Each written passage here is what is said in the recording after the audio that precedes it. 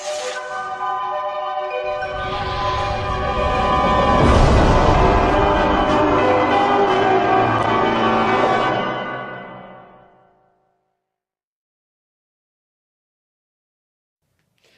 I'm Aaron Raw, and you're watching Atheist Edge. This one goes with it, isn't it? It starts deep and it goes shallow. Oh gosh, there's another one. Yeah, I did this too. You did the dad side, or we already have a viewer. All right, we have to actually start talking now. Hello, how are you? Okay, first live video, Atheist Edge. I'm here with Dr. Zachary Moore. He's a PhD in pathobiology and molecular medicine. He's the executive director of Keller Humanists, a board member of the Fellowship of Free Thought Dallas, a former board member of the Foundation Beyond Belief.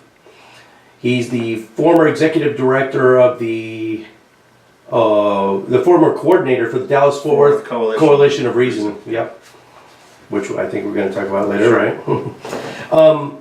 Okay, you're the host of two podcasts, Evolution 101 and Apologia. Yeah. North Texas Church of Free Thought. I was the executive director of that organization. One of the founders? No, you came in after. I came in after it had been in existence for about 10 years or so. Mm-hmm. You're currently treasurer for Camp Quest? Yes. Camp Quest, Texas? Camp Quest, Texas. I'll just take this opportunity. I'm a member of Metroplex Atheist here in the DFW area. We've been doing 50-50 auctions. You know what that is? Mm-hmm. So when we have our meetings, we have a big, we make a big to-do about it. People donate money. However much you donate, you get 6 tickets for $5 or a dollar ticket or whatever. Half goes to whoever wins, half goes to Camp Quest, Texas. Mm-hmm. We've been doing it for several months now, and I'd like to present to you, on behalf of Metroplex Atheists, a check for the sum of 700 bones. Fantastic. Thank you, Camp Quest. Or thank you from Camp Quest, Texas, to the Metroplex Atheists. And that starts tomorrow, right? It does. So everybody's getting together right now. All the volunteers and the organizers, they're on their way over there right now, actually, to Camp Ray Bean.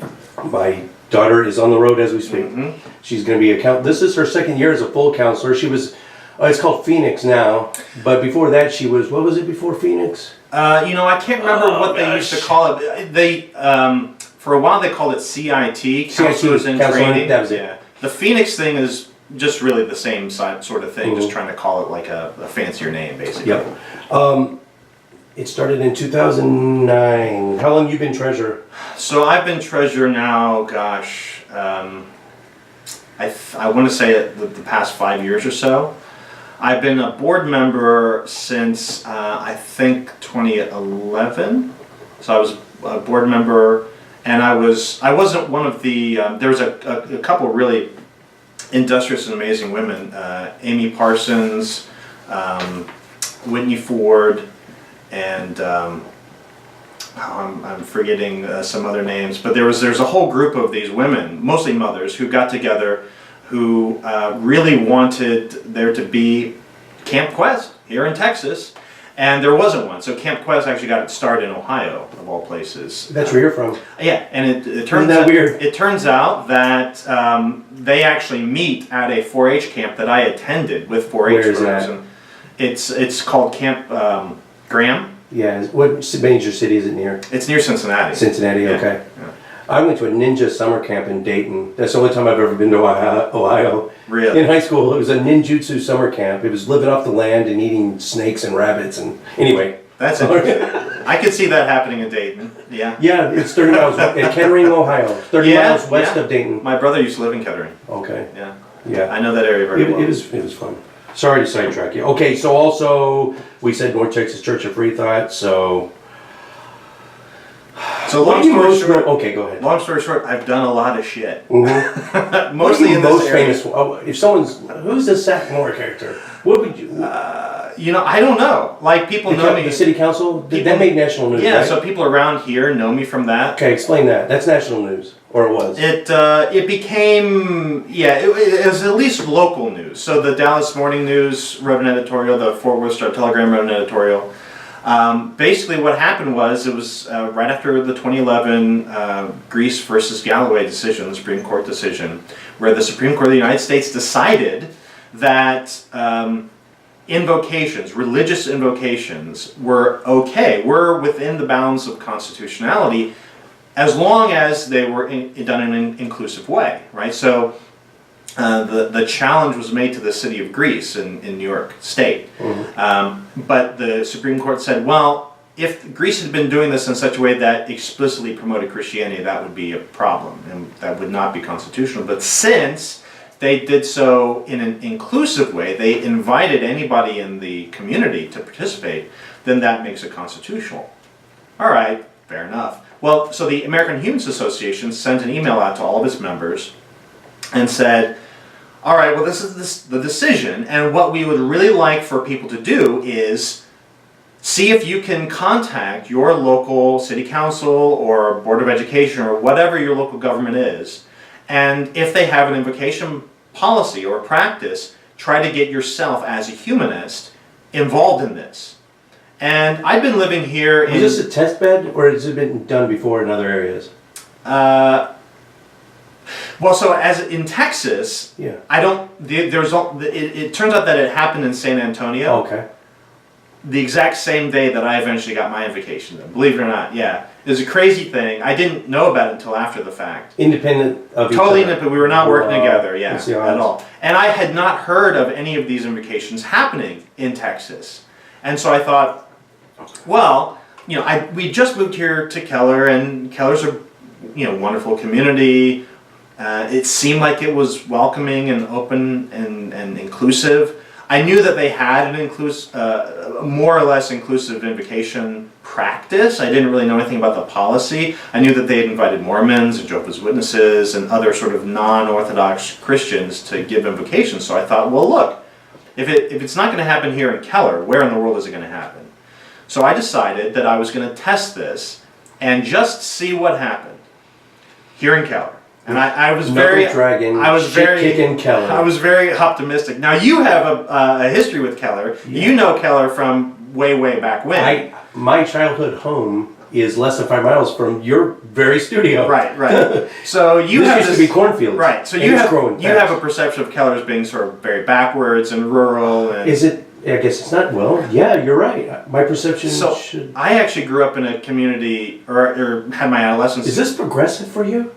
It still seems backwards as hell. So, well, look, it's Texas, so you're great on the curve.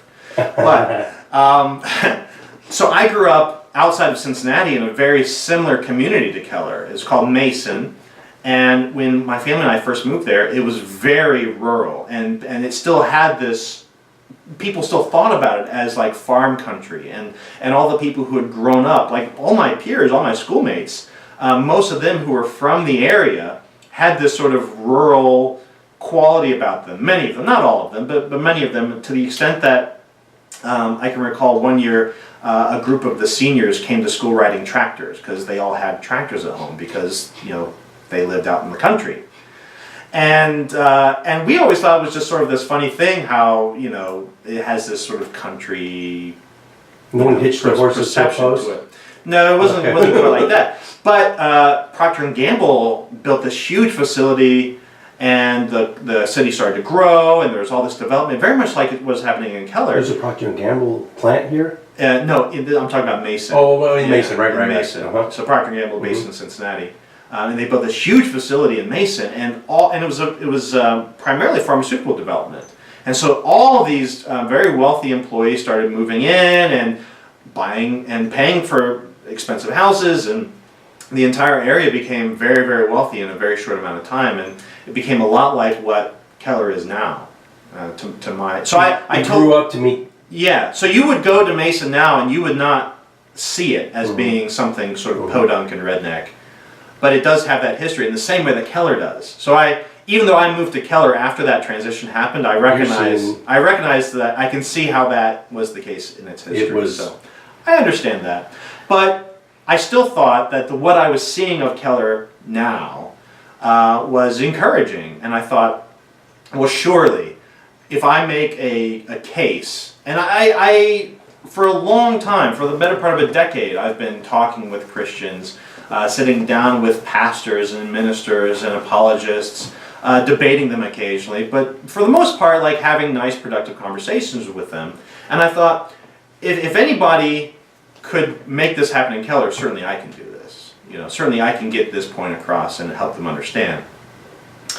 So I was very optimistic going into the whole thing, which I typically am. Like I typically have, and I'm sort of recognizing now that this is actually kind of a problem that I'm that optimistic with regard to lots of things. With regard to expectations about, like we just recently had the Philando Castile decision with the acquittal, and there's this whole the Black Lives Matter and the issue with systemic racism and trying to get past that and realize that it's still a big problem. We could talk about that. And the problem for me is I was raised by Fred Rogers, basically. I was raised by Fred Rogers and Sesame Street. Now, that's not to say that my parents didn't raise me. Of course they did. But, every day I was watching Mr. Rogers' Neighborhood. Every day I was watching Sesame Street. And on Sesame Street, there's 2 white people and 2 black people, 2 Hispanic people, and they're all doing the same thing together. They're all living on the same street. Mm-hmm. They all, pretty much dress the same and have the same concerns and help each other and, do projects together. And then you've got Fred Rogers and, and most people don't realize this. Fred Rogers was a Presbyterian minister. He was also a U.S. Marine? And was he really? That's hilarious. You know why he always wore, now I don't know if this is urban myth, why he always wore you never saw him in short sleeves? Because he had... Sniper, death from above. No, that's got to be fake. It's got to be. That's got to be fake. But the point is that Fred Rogers on his show went out of his way to include black people, Hispanic people, people of color, and all sorts of different. And I have no doubt that if he was still making shows right now, he would have LGBT people. I follow Betty Aberland. What happened to these type of people? What happened to us? Well, the divisiveness, is that a word? Yeah, that is a word. So what happened to our culture? The good Christians weren't loud enough. So the good Christians like Fred, just so everyone knows, I fully understand we're on a huge tangent. That's okay. We'll get back to the city council stuff. I will always return back to the stuff. All right. There's a lot of people who identify as Christians now that I deeply respect. That being said, there was only one Christian, one person who identified as a Christian that I am 100% confident that person, if nobody else was a Christian, and that's Fred Rogers. I mean, everything about the way he acted, the way he put his show together, how he was in real life, that is what a Christian should be. Like somebody who is supremely, he was almost like a bodhisattva. Like he really lived. Not Christian, like Christ-like. Well, that's the whole really point. Emulated. That's the whole point. Like all Christians are trying to be Christ-like, right? Wait, say that again real slow. Failing spectacularly. I don't think they're even trying. Well, some of them will at least. So the ones that oppose Obamacare so strenuously, when it's Jesus who would have been right. the biggest proponent of it, right? Just for starters. Just for starters, yeah. Jesus was not very pro. Come to me and sell everything you own.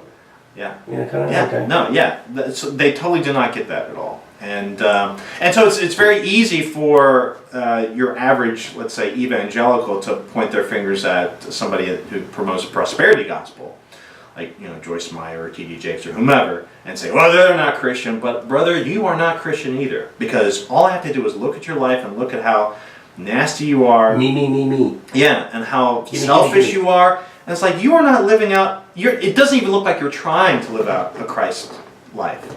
But Fred Rogers was, and I have no doubt about that. I have no doubt. Even if it's all bunkum, I still think Fred gets major props for really living it out. But so my point is that he really he lived out his values, and he created a show where whenever you saw a person of color, they were eminently respectable. I can remember an episode where he follows some friend of his, some kid, and their parents to the pediatrician's office because he wanted to show kids, that it's not scary, and these are the things you should expect, and these are, just so you're not freaked out by going to the doctor's office.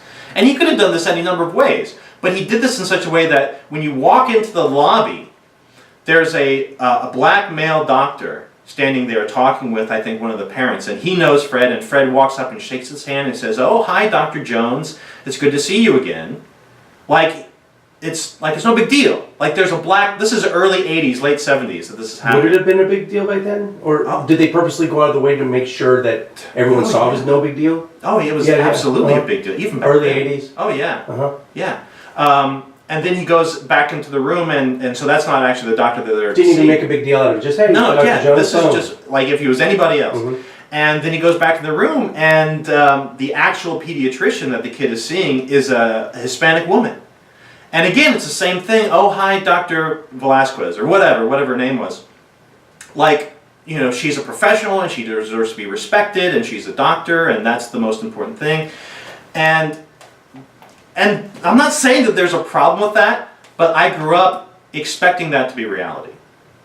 And so I sort of went out into the world expecting that, oh, this is how everybody's supposed to treat everybody else. And so I would, you know, and there was some, on my father's side of the family, there was some racism that I sort of could pick up on, even at a very early age. Wow. And just a bit that I was aware of on my... To recognize it. Not to recognize, like, whoa, that's not cool.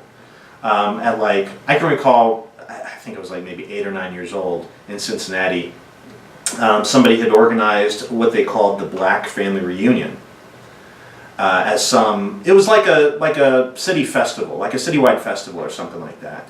The main idea was to promote black entertainers and black businesses. Was it exclusively? No, of course not. Invite only? No, of course not. It was open to everybody. Was it Evergreen State College, right? No, there's nothing like that. It was just a city council, not city council. It was city sponsored or whatever. Yeah. You know, like anything, Grapevine Grape Fest.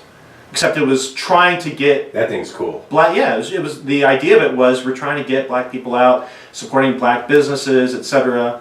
And I can remember being over at a cousin's house and him saying something really just dismissive and snarky about that. Like, well, how come we don't have a white family reunion?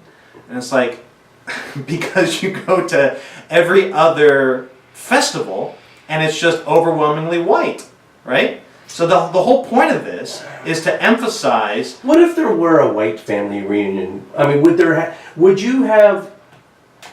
be... No, I'm not saying that... You're not advocating. Not advocating it, but if someone did, would a non-white... I don't like using white or black, because I believe melanin color.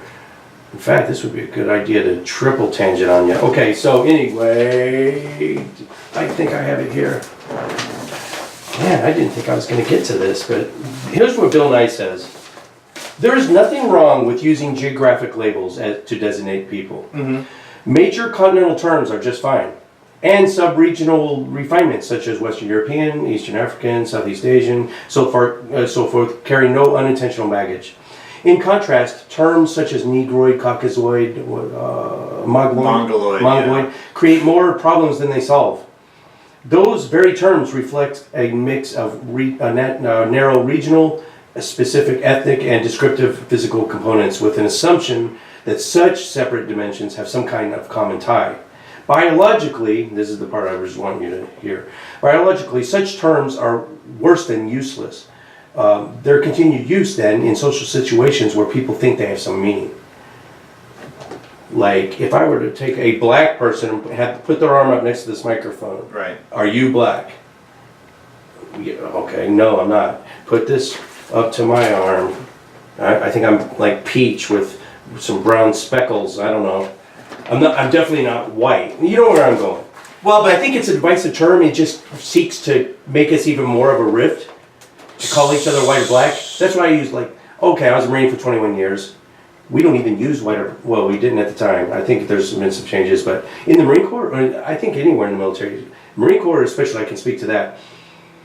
A black Marine, white Marine, Hispanic Marine, you don't say that. It's just not said. We're different shades of green. Hey, he's the light green. If you're trying to describe someone, hey, go over to that light green Marine.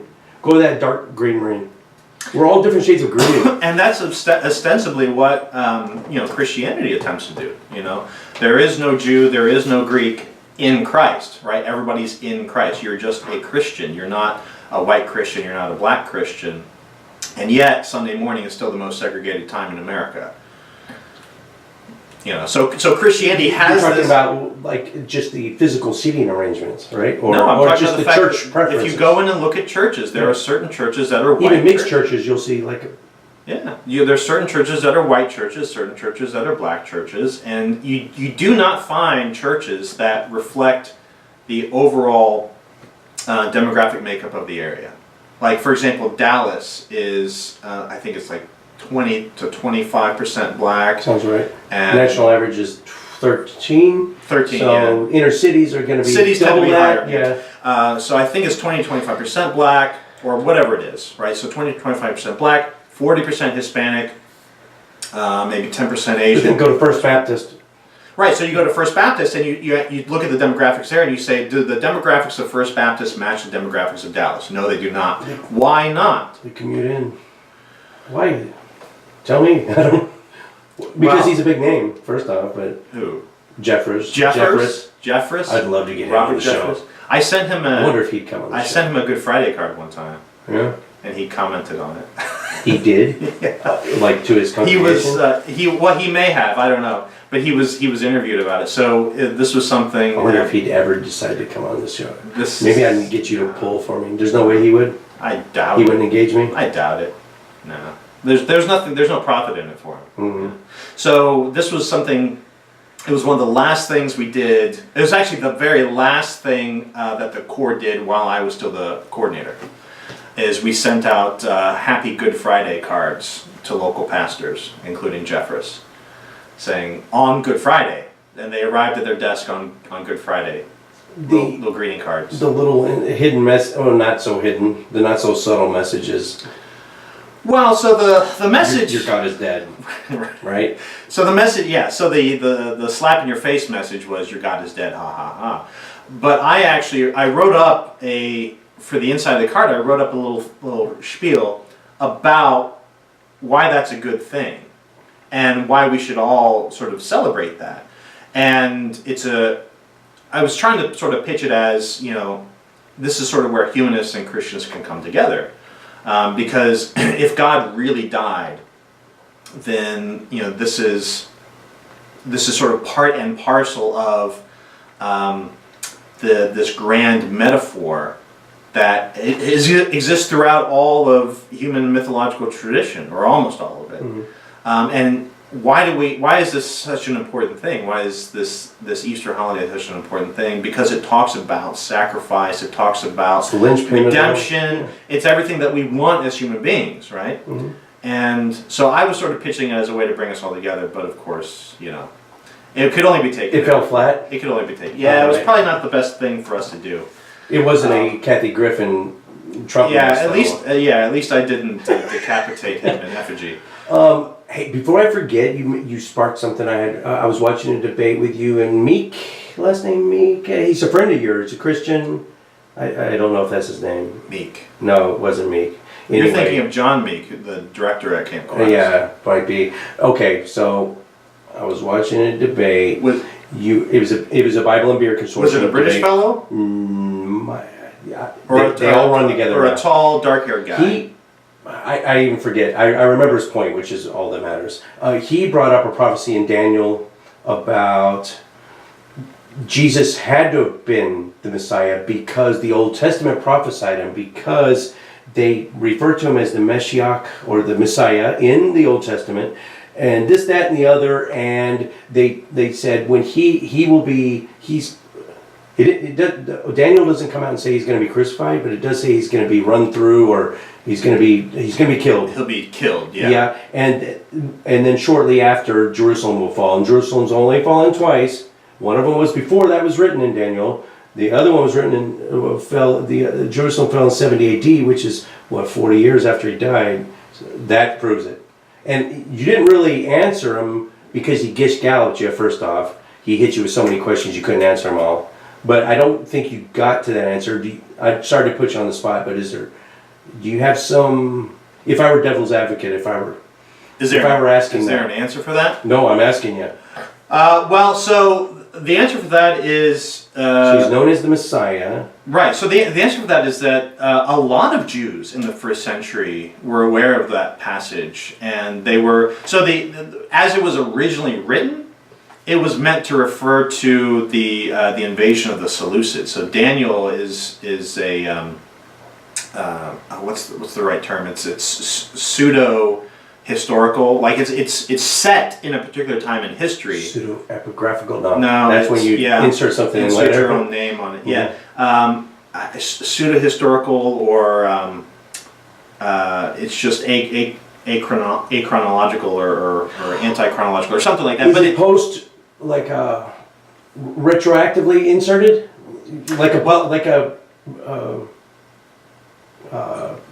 damn it, I can't remember. So it would be like if self-fulfilling prophecy. it would be something like, for example, if let's say that we wrote a story about the American Revolution, and we were really trying to make it seem like the ancestor of Donald Trump was there and fought in the revolution, and we're writing the story, and we're trying to make it seem like the story was leading up to the person that we have now as president. Mm-hmm.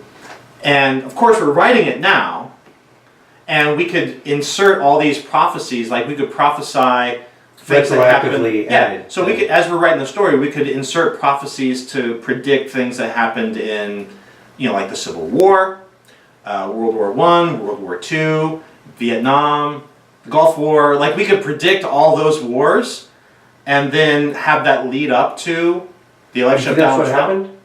But Daniel was clearly written before. So Jesus Daniel was lived. not right. So Daniel was not written. But I'm saying it's that same sort of a thing. Okay. So Daniel was not written for Jesus' time, but it was written for the invasion of the Seleucids. So what about the destruction of Jerusalem, though? Your opponent said it only happened twice. One was before Daniel was written. One was written just a couple decades after Jesus' death. Well, they were predicting that it was going to happen again, Mm-hmm. right? They were predicting that. It is damn weird that Jerusalem fell 40 years after Jesus died.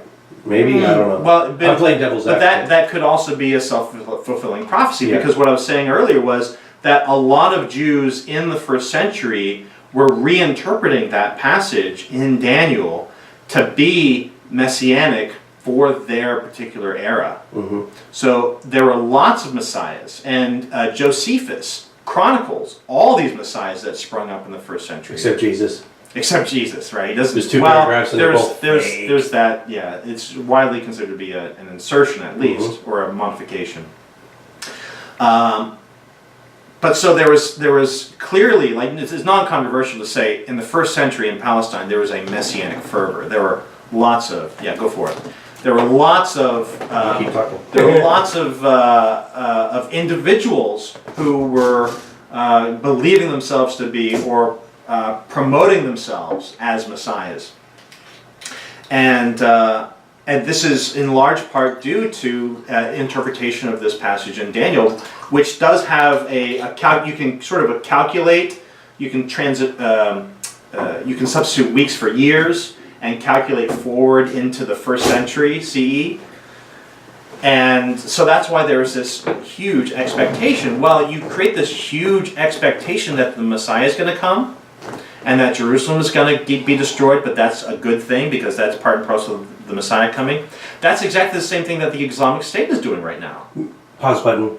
So there's a possibility that the uprising in 70 CE was partially to fulfill what they already knew. It was motivated by the expectation that the Messiah was coming, and all they had to do was rise up against Rome. Yeah, I mean, so it's the exact same thing that ISIS is doing. It was a powder keg in that time anyway. It was bound to happen anyway. And it was with the Roman thumb on them. And it was a powder keg in part because of that religious expectation.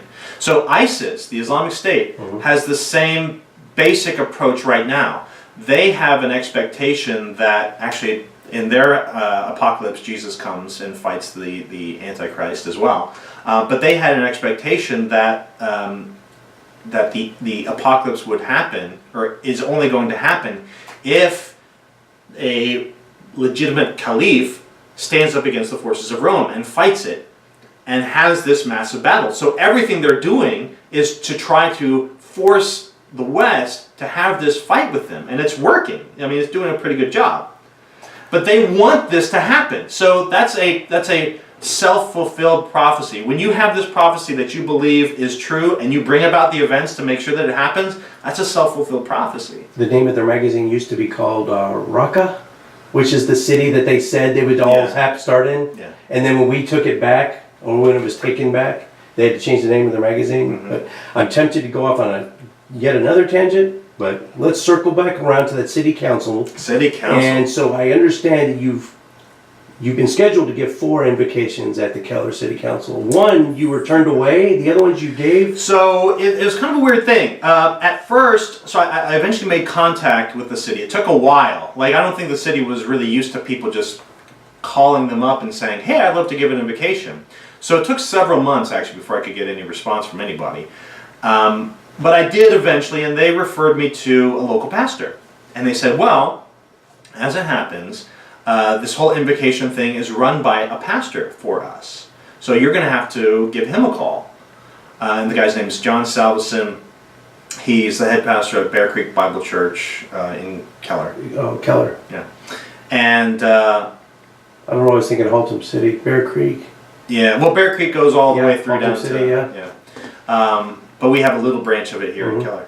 And they said, you're going to have to call him and see what he says.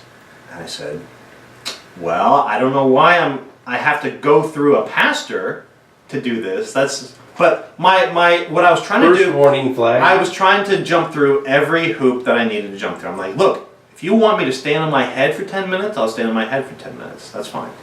So I contacted John, and eventually got him to respond back to me. I don't think. Pause button again. Sorry. Sure. Going into this, what was your expectation if you had to put a % chance on you actually getting to pull this off? I was sure there was a 90% chance it would just happen. I was very optimistic, and I blame Fred Rogers. As much as I love him, I blame Fred Rogers for that. So I said, I finally got him to respond to an email, and I said, look, I'm with the Keller Humanists. I'm a member of the American Humanist Association. I would very much like to give a humanist invocation here at Keller, and I understand that you organize this. And he wrote me back, and he said, well, okay, I have to say I'm a little taken aback. I don't really understand what a humanist invocation is, really. Like, what would you even say? And so again, like, I don't know, are all pastors required to pass some sort of a test before they're allowed to give invocations? I don't know. I was. What's the definition of invocation? I'm sorry to get off your train. So, an invocation... is it divine? Is it something spiritual? Right, so an invocation does not necessarily have to be... In and of itself, secular invocation is kind of a oxymoron, don't you think? No, not necessarily. So an invocation can be to a god, or it can be invoking some higher principle or value that is shared. Okay. Yeah. And that's why I loved that they called it an invocation, because an invocation has room for secular participation, right? So you don't have to, like if it's a prayer, like if it's a prayer, a council prayer, like that's kind of a barrier. But I could maybe get beyond that. Definition of prayer? I mean, like if you're praying to some sort of a deity. Mm-hmm. I've since sort of reflected on that, and I think I could make that work. I could pray to a deity that doesn't exist. So I've done this before at a Unity church. I visited a... You've been hanging around Christians so much, I think you're learning how to do mental gymnastics, Zach. Yeah. Oh yeah. Yeah, it is kind of well. Anytime. Kind of what it is. Listen, this is absolute truth. I'm just we're talking. No. Talk about honesty. Mm-hmm. Anytime you talk about God, no matter how you talk about God, you have to do mental gymnastics. So it doesn't matter what God you're talking about. Yeah. To define God is to define him right out of existence. If God is part of the conversation, then mental gymnastics are a requirement. Mm-hmm. So look, because of that, I'm very happy talking about the God that doesn't exist. Yeah, as a fictional character, then it becomes a different argument. As a concept, as a self-contradictory concept, that sort of a God, I can believe in that God. And look, a Christian might hear that and say, well, that's just ridiculous. Oh, really? Who are you to tell me that my God concept is ridiculous? And so I like, and that's what I'm saying, the mental gymnastics is a help to me, because it's basically bulletproof armor, right? I don't want to get on another tangent. I just want to add something in there. It's kind of the terminology that I've taken my family to the North Texas Church of Free Thought. We went once. I liked it. It was a great feeling of community. They were very welcoming. Mm-hmm. I have a problem with the name, and I'm sure other people do too. You're not the only And person. I know I've seen all the debates, and the Pathos. How do you guys? You write for I don't. No. Oh, you haven't written that I've article? never been asked to. Yeah, I think it must have been an R and Rowan maybe. Maybe. But yeah, I'm sure I've seen that other people have problems with it. I'm not the only one. You're not the only one. How much more membership we just go insanely. Well, I can tell you. I can tell you exactly. Well, so if you change the name. So this is another. I didn't want to go on a tangent. This is another tangent, but Okay. I'll answer the All question. What would happen to membership if you didn't call it a church? It would probably turn into the largest atheist group in the world, and I can say that with a pretty high degree of confidence, Okay. because the Fellowship of Free Thought is now the largest atheist group in the world on Meetup. It's the largest atheist meetup now in the world. Over 3,500 people are members. Wow. And the Fellowship of Free Thought is pretty much the North Texas Church of Free Thought with a few modifications, but the main one being we don't call it a church. Huge overlap there, basically, right? It's very similar, and I can tell that story a little bit later. How I'm sort of the only. So if I have one claim to fame, probably, we're on the fifth tangent. Probably I'm nobody keeping does. score. We're nesting them, right? Yeah. We're nesting them. We're coming back. If I have any claim to fame that almost nobody knows, it's that I'm the only atheist to have ever been excommunicated from an atheist church, which is the You're North gonna have to Texas Church of explain Free that. I don't know anything about this. Is that true? Thought. Yes, that's true. No shit. No shit. Okay. Hit it, man. So, There's only one atheist church in North Texas, so. well, so I know which one you got. Yeah, so you there's don't go, well, you're not affiliated with them anymore. no, I'm not allowed to be. This is gonna be good. I'm not even. All right, here we go. I've been threatened with police action if I even show up at the hotel that they meet Oh at. my goodness. Yeah, no. You know, when I told you this, what I want to make my podcast unique is candor, and boy, you're living up to it. This Thank is you. candor. Thank you, man. This is Okay, here comes some candor. This is candor. So this is a long story, and again, apologize for this lengthy. We got 0 viewers right now, Okay. but it's gonna go pre-recorded, and we'll get them. Forget it. So it all goes back to when I first moved to Texas, and I was kind of freshly apostatized, I should say, and I kind of tried to make I never had a bad experience in church. I loved church. Nobody ever touched me inappropriately. Nobody ever said anything bad to me. I didn't get my feelings hurt or anything like that.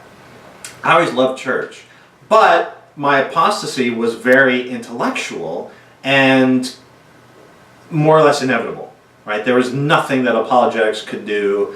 There was nothing that anything else could do.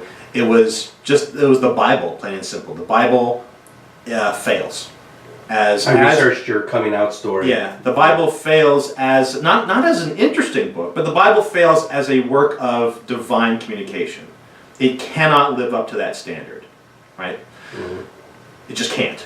The problem of evil is ultimately what brought you around. No. I think if I remember right. So the problem of evil is one that keeps That was a me, big one. That's a big one that keeps me from going back, Mhm. right? So where I am now is there's kind of two arguments. There's the teleological argument, and there's a theodicy argument.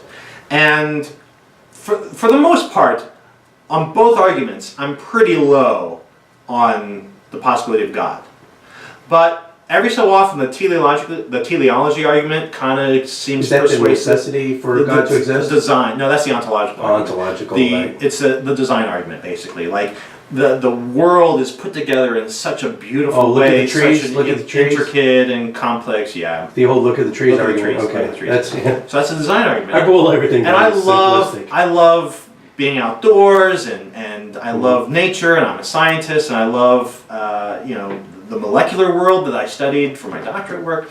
I love all that, and I would kind of like to give credit to somebody. Maybe that's what it is. It's so my friend Dan Sawyer put it this way: I would like to know if there's a signature on the painting, so that I could give credit to the painter.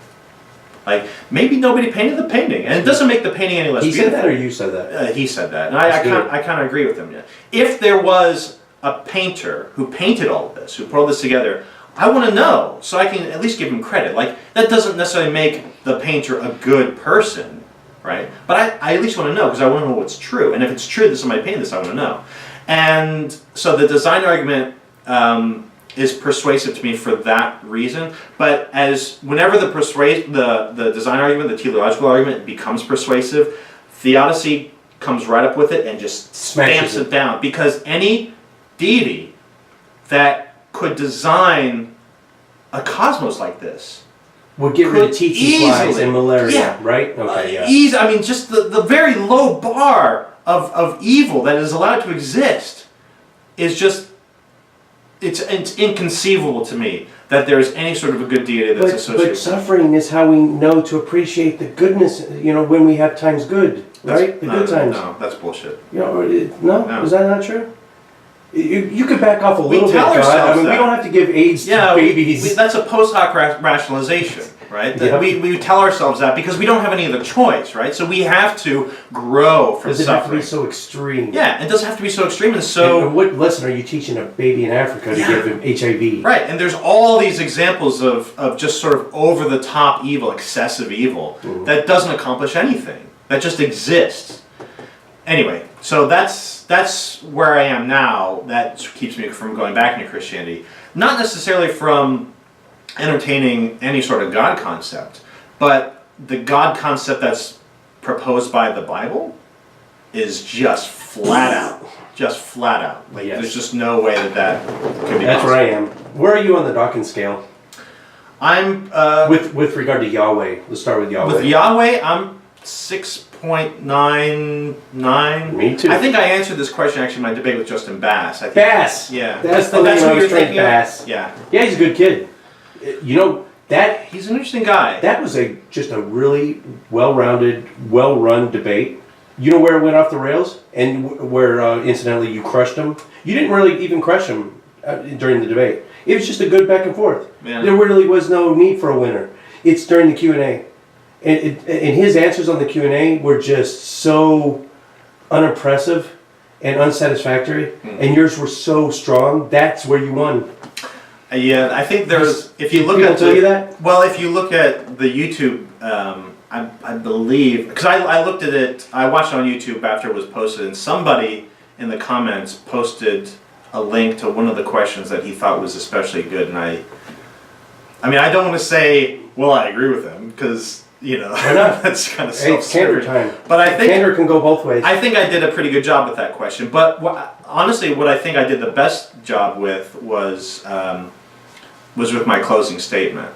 Yeah. So that was prepared though, right? It was. You were on the fly on those Q&As. Yeah. And your shit was tight. Yeah. And he was fumbling all over himself. He didn't really have a leg. He was. Well, I don't know. I mean, so Justin's a Yeah, smart glass guy. jaw. Yeah, He has a PhD from Dallas Theological Seminary. That's like saying a PhD in. Oh, don't be unkind. No, Dallas Theological is a good place. I'm not attacking the person. I'm attacking the idea. Okay. A degree in theology is like a degree in angelology or leprechaunology. In terms of what? A degree in New How hard it Testament is? studies. Oh, I don't. Lots of things are hard. You're saying it's Lots of things are hard. I so don't have. angelology, I or don't- let's say a degree. I don't have a postgraduate degree in anything. Let's say, But I did something that I was a Marine for 21 years. If we're talking about difficulty in something, it doesn't. It's, Right. Yeah. But you might say so. Dawkins has made this point as well, where he's sort of very dismissive of theology. He says it's. Oh, he does. Yeah, Okay. he says it's a discipline without any content, basically, because it's all made up. Like Aaron Ra. He's an autodidact. He specializes on what he's going to talk about. I will take someone with zero training in a field that spends My second book took me a year and a half. I didn't know a thing. I read the Quran. Yeah. I read the Hadiths, all of them, the Shia and the Sunni version, all the ones that are considered Hadith. 3 different translations. Studied them for a year and a half. Wrote the book. I had no knowledge of the Quran before. I'm not a Quran scholar. I don't speak Arabic. I would, again, candor. I would put mine on par with anyone who's going to any other critic of the Quran. So Muslim apologists would say, of course, they would dismiss me. if you haven't read it in Arabic, you haven't actually read it. It's not the true recitation. I understand, but I read 3 different, the 3 best translations, the approximations, and I took, I used all 3 as my examples. Yeah. I did the best I could. I already speak 3 languages. I'm not going to. And Arabic is like a category 4 category. It's a very hard language to learn. But I love the way it's written. It's so beautiful. You speak French too, don't you? I speak a little bit. I saw you speaking French in a video the other day. Did I? Really? Yeah. Oh my God. You quoted somebody, but the pronunciation sounded really like you knew Oh, what it was. you were doing. Could you do it again? No, I'd have to be looking at it. It was. I think it's a quote. It's attributed to Dennis Diderot, where he says. Denis Diderot, right? Denis Diderot. He says, well, our job. Strangling. He's basically saying our job will only be done when the last king is strangled with the guts of the last priest. That's epic. And I was just in Paris, and I was at their Pantheon, and I saw Voltaire's grave. Oh yeah, very cool. I've been to France 5 times. Never been to Paris. Oh, who could say that? Yeah, that's Strasbourg, Beach, a lot of the eastern part. I never went to Paris. Interesting. Didn't really even interest me because I hear it's. Yeah. Did you enjoy it? It's Does it not smell like urine and everyone hates Americans? No. That's kind of like nothing fuck like Paris. that. No. Everybody, honestly, my experience. Everyone's very nice. Almost everybody speaks English. Nobody was rude to me. Well, shit. They hate Uber there. I know that. They might. It's one of the I've been driving for Uber and Lyft for 3 years, and we know the cities where we're not Uber really, okay. and that's the number one. Tampa, Las Vegas, Dallas. Is not Uber friendly? Well, the airports are not. The airports are not. Ooh, no. Yeah. Taxi drivers, they'll find ways to sabotage you even. New York City, anyway, but Paris, taxi drivers, that's an Uber driver? We'll light his car on fire. We'll Molotov him. Oh, wow. Yeah. Anyway, now we're on like 7 tangents. All right, so we're going back up to NTCOF. Okay. So back up to NTCOF. So here I was in Texas, just moved here. 2 viewers, Zach. 2 viewers. We're in there. Freshly apostatized. And I was thinking, I was sure of this. I was sure that, well, look, this is it. Then I can't go back to church. Church holds nothing for me. I've tried attending on Sunday morning and trying to sort of get into it, but I can't shake the feeling that everyone is faking just as much as I'm faking. And so I thought, well, that's it for church. And okay, fine, whatever. And my wife, who's completely anti-religion in any sense, was super happy about that. But then I saw, actually on the Internet Infidels discussion board, somebody had posted that the First Baptist Church of Colleyville was inviting members of the North Texas Church of Free Thought to their Sunday school for an interview. And I thought to myself, what? A Southern Baptist church is inviting a bunch of free-thinking atheists to Sunday school? Which church in Colleyville? First Baptist Church. The Southern Baptist Convention. First Baptist Church, Colleyville? FBC Colleyville. Okay. Yeah. Colleyville Baptist Church, the main pastor, I've known for 40 years. He's going to be on the show soon. Oh, really? Yeah. Is it First Baptist? Jeff Strickland. Just a different one. Colleyville Baptist. It's probably not First Baptist Church. Anyway, go ahead. But I saw that and I thought to myself, well, that's amazing. I have to go to this. Like, I've never heard of this before. I've never heard of any church. They took him up on the offer. Yeah, they were doing it. Hell yeah. And I said, well, we love doing that shit. Metroplex Atheist, we do Q&As all the time. Mm-hmm. I don't know if you've seen, but I have, yeah. We love them. And I went there, and it was kind of weird being back in a church again. Especially a little bit at first, especially in the Southern Baptist Church. Oh, yeah. Because I wasn't raised Southern Baptist, I was raised Reformed Baptist, mostly Presbyterian. And I loved it. it was fantastic, right? So the guy who ran it, his name was Kevin. Oh shoot. It'll come to you. It'll come. We'll come back. Kevin Harris. Okay. Kevin Harris ran the group. He led the Sunday school group. It was his idea. He was super into apologetics. In fact, he's William Lane Craig's radio producer. So every single one of William Lane Craig's radio shows, podcasts, Kevin produces them. And it was a very respectful. Yeah, it was It was a very respectful thing that happened, and it was a huge interest, right? So they had to double the size of the room because so many people from the church itself were fascinated I by wonder if it. it's still going on. No. So I'll get to there. Okay. So I was blown away. I was super impressed by the free thinkers. I was super impressed by Kevin and the Society Christians. needs more of that. Yeah, absolutely. Right? Absolutely. And I was like, this is what should be happening. Lacking. This is what's lacking. And I came up, I went up to Kevin afterwards, I shook his hand, and I said, this is fantastic, I'm so glad that you're doing this, I want to come back next week. And he said, well, okay, it's great to have you, feel free, you're welcome anytime. And I introduced myself to the freethinkers, and I said, this is so cool that you did this, what else do you guys do? And they said, well, we do all these other things, and we have on the first Sunday of every month, we have a church service. I said, all right, well, I'm going to that. And so I became a regular attendee at both groups. And the first Sunday of the month, I was with the Freethinkers. Every other Sunday, I was there at Kevin's class. For 2 years, I did this. And I loved it. It was great. The problem, though, is I noticed how often the Christians would talk about the Freethinkers and the Atheists. To their face or behind their back? No, because they were separated. Like after that event, they were never really in the same space together. So the freethinkers, maliciously? Not maliciously, but like dismissively and sort of, to the point where they'd be making assumptions that I knew were wrong.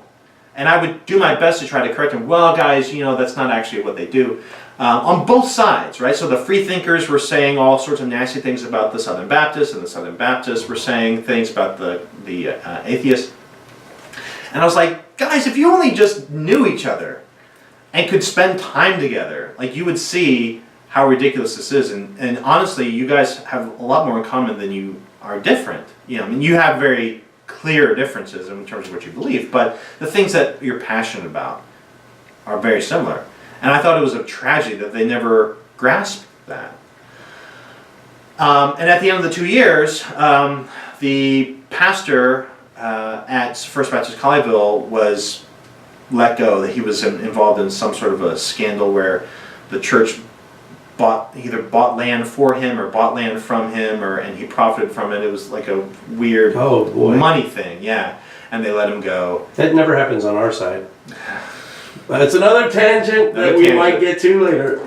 Anyway, so that pastor left, and of course now he's since started up a new church. So he's you can't keep a good pastor down. But who's the food bucket guy? He sells the food buckets. The Doomsday Prepper. He went to jail. No, not Pat Robertson. Not Pat. Pat Robertson sells them too. But you're thinking of Jim Baker. Jim Baker went to prison. Now he's selling Doomsday. Oh, I'm sorry. Buckets to preppers. I will be. I'm determined to get you off the rails. This is a good challenge. Okay. So Colleyville Baptist, and so they had a new pastor that they hired, and this new pastor had no time at all for apologetics.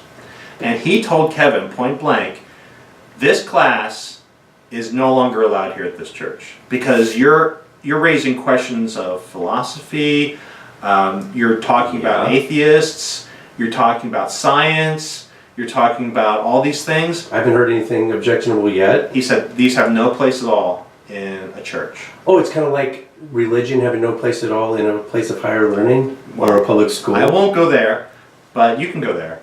But anyway, so he told Kevin, look, this has to be shut down. So either you shut down the class or you just make it into a regular Sunday school class, which is a Bible study. They're all the same.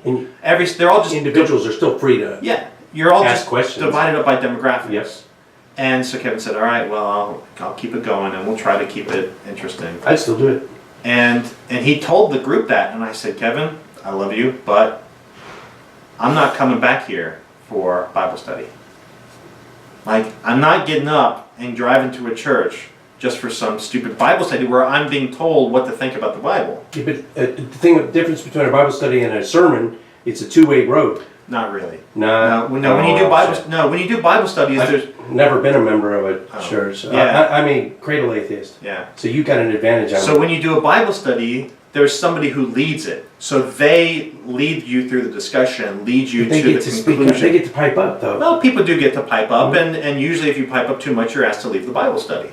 I have another story, but we'll talk. So you either follow the agenda and the objectives of the person who's leading the study, or very often, what's also the case is the individual denominations will have their own, like, printed out agendas. Wow. So even at the Bible study. Yeah. So you follow along with the approved, Methodist or Presbyterian or Baptist. Yeah, I'm like, I'm not wasting my time with this. This is ridiculous. And I said, look, I love hanging out with you. I love hanging out with all these Christians. They're all great. They invited me to, like, their Christmas parties and stuff. It was fantastic. I did volunteering projects with them. See, that's cool as hell. I loved it. But I'm not sticking around if you're not talking about the things that I'm interested in. And so then I started to spend a lot more time with the freethinkers. And it was about that time that the two organizers of the Church of Free Thought, they both had kind of separate crises that kind of overlapped. So Church of Free Thought was founded by Tim Gorski and his partner Deborah Boak and Mike and Marilyn Sullivan, two couples, basically. And both Tim and Mike were both raised Catholic, and they both, appreciated the value that going to church or participating in a church community gave to them, and they often wanted that for atheists. And so they very intentionally, they were involved, they were active, both of them were active with, like, American Atheists back in the day, Freedom from Religion Foundation. They would go to conventions back in the 80s and early 90s. But they were always kind of disappointed at how the old guard of atheism really wanted nothing to do with building actual community. All they really wanted to do was be activists and picket and write articles in newspapers and stuff like that. And they didn't want to create communities. And Tim and Mike were always, saying, look, if we can do what churches do, but we can just cut out the bullshit, right? Yeah. And there's a lot of good things that churches do. And we could do that. Like, there's no reason why we can't do that. Like, they don't have a patent on it. Nope. So we can do that. So that's why they I think form. all our groups kind of They kind of do that. We mold ourselves after the church. Yeah, there's lots of them now. Of course, the Fellowship of Free Thought is one. Houston, my Metroplex Atheist, every Metroplex Wednesday night Atheist is kind of like that. Wednesday night, I kind of here's how sad my life is. I look forward to every Wednesday night. Yeah. That's almost the highlight of my week. With just getting a breath of fresh air, talking to other non-believers. They used to jokingly refer to it as the Wednesday night prayer meeting. Because that's what Baptists do. Every Wednesday night they have the prayer meeting. Yep. Like, well, we have our prayer meeting, except it's at the bar. Right. So Tim and Mike intentionally created the organization because they wanted it to be like a church for freethinkers. And that's the reason why they called it a church. Because they said, look, if we're trying to make this like a church, then we're going to call it a church. And they created this argument that's right, and it does not float with a lot of people. Believe me, I know. It wouldn't bar me from ever going again. It's just that it's... For me personally, I didn't care, right? So I never had a bad feeling about churches, and I understood what they were trying to do. It may not, you could say, well, look, if you take out the religion, then it's not actually church anymore, because there's some sort of a inseparable religiosity that's inherent to what we think of as churches. Yeah. Right, and that's fair. Words have meaning. You successfully gave me an alternative definition of church, which I can get behind. And that's ultimately what they were trying to do. and they were reasonably successful for a while. And there's clearly a need for that. They started, I think, in 1994, if I remember correctly. Wow. Yeah, long time ago. Yeah. Long time ago. And they had their numbers kept growing and growing and growing and growing, and they reached sort of this peak of about 100, 150 members, and then it started to decline slowly. And they were keeping things going, but things were declining slowly, and fewer people were wanting to volunteer. I always mark that up as complacency on the leadership level. It very well may have been. It always is, almost. It very well may have been. A lot of atheist organizations are facing that same situation even now, right? So it's something that's kind of systemic and endemic to how we form these organizations. But at any rate, so they had been on this sort of long decline where they'd grown through the 90s and even up into the early 2000s, but ironically, by the time that the new atheist phenomenon was happening, roughly 2004, 2005, 2006, when the God Delusion was published. God is Not Great. God is Not Great, The End of Faith, when those were published. Yeah. Because I remember. I didn't never hear new atheists. I never heard that term until about then. Until about then, right? Because I was already a new atheist, right. According to that definition. We all were. So every atheist that got active really after September 11th is a new atheist, in my opinion. Because that's sort of what made life different for us. Is we saw this example. That's interesting. We saw this example of faith run amok. Faith where it could go. Right? So I was still a Christian. And we looked in the mirror. Yeah. Well, the Christians looked in the mirror and go, oh, okay, here's how we can get... I was still a Christian at that time. 2001. Yeah, 2001. I was still clinging to Christianity, at least. And the one thing I remember thinking to myself, like that very day, I said, well, you can say whatever you want about these people who perpetrated this, but you cannot say that they didn't have strong faith. Like, clearly they had strong faith. It's just toxic faith. It's hateful faith. It's faith that as opposed harms. to what other kind of faith? Well, to like the faith that I'd grown up with. Like, so my own Christian faith. Well, there's an argument to be made for that being toxic. You could, as well. but I never perceived it that way. Right. Like, I never saw it as being toxic or harmful, or that it'd get in the way or promote, hurting people, killing people. And I understand that there are Christians who would want to do that. In fact, I've got Rushdoony's Institutes of Biblical Law on my bookshelf. Are you familiar with Rushdoony? So he was a Christian nationalist. He wanted the government to be overthrown, and so basically like The Handmaid's Tale. You're familiar with The Handmaid's Tale? Unfortunately, I haven't watched it, but my family tells me about it. But you understand the premise. Graphic. Yeah. Don't let a kid watch that. No. It's not for kids. But right? That's basically what Rushdoony wanted. He wanted the Ayatollah Khomeini in all the Christian version. Yeah, exactly. So I recognize now, of course, that there are Christians that were in favor of that. But that was just not my experience. And then seeing 9/11, I thought to myself, wow, this really changed the game. I have to change the way I look at faith now. And that it changed it for everybody. So Sam Harris wrote up the book treatment for The End of Faith on September 12th, 2001. Did you not know that? I did not. Yeah. So The End of Faith was published. What kind of timing is that? No wonder it sold so well. No, the timing is he woke up the day after 9/11 and said, "I've got to write something about this." Oh, okay. Yeah. No, it was not a He coincidence. didn't already have some manuscripts and drafts going. Okay. Yeah, he woke up the next day and said, "I have to write a book about this because this is a problem." Yeah, it started his whole shitstorm. Right, and so with Reza Aslan and Ben Affleck. There's a lot of stuff there, but The End of Faith was published because of 9/11, and it was very popular. Okay.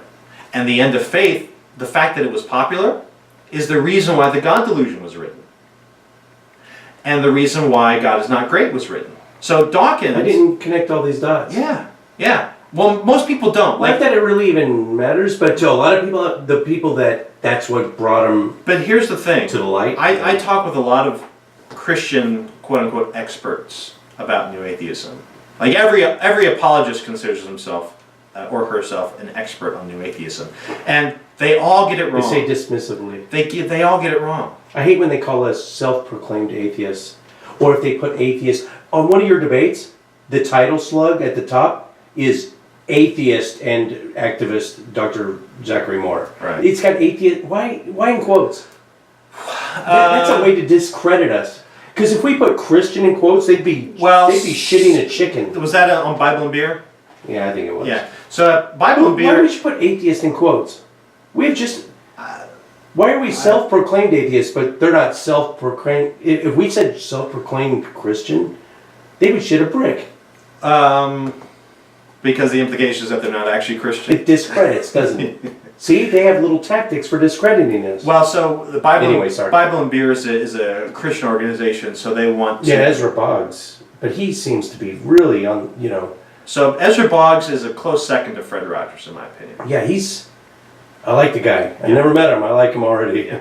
So I'll say this about Ezra, and I hope this doesn't embarrass him, but I did this experiment a couple of years ago. I was trying to raise money for Camp Quest, Texas. And I was pinging people that I knew on Facebook, and I had this little GoFundMe thing set up, and I said, hey, I'm trying to raise $5,000 for Camp Quest, Texas, which I did eventually. Damn, son! Good job. And I was just pinging people and asking them directly. I said, look, I'm trying to raise this. Would you contribute $25 to Camp Quest? And of course I was pinging all these atheists that I knew and secular people and trying to get them to contribute, and a lot of them did. But I thought to myself, Camp Quest is it's a good thing. And there's a pretty good argument to be made for Christians that this is a good thing, that they should want to see more of this. They should want to see it expand. And we've actually had some Christian parents send their kids to Camp Quest in the past. My girls have come back after a week of camp and said, there was a Christian boy in our Socrates Cafe group, and he was talking about Christianity. Yeah. And everyone was kind to him. Yeah. And they love it, right? Mm-hmm. And it's a great thing for them to get exposure to points of view, and that's exactly why the parents do it. And so I thought, well, there's a pretty good argument to be made with these Christians to say, what if you want to give $25 to Camp Quest? And so I sent a slightly modified message where I was making a slightly different argument to all these Christians that I knew, mostly apologists and other people. And every single one of them responded not with a donation, with an argument. Like, well, yes, this is a good point and it's a good organization, but, read this verse and then read this verse and read this verse, and I don't know and it was like this whole big argument where they were making where they didn't actually have to, even though I was asking them directly and providing a pretty good argument as to why they should support it. They were coming up with all these excuses.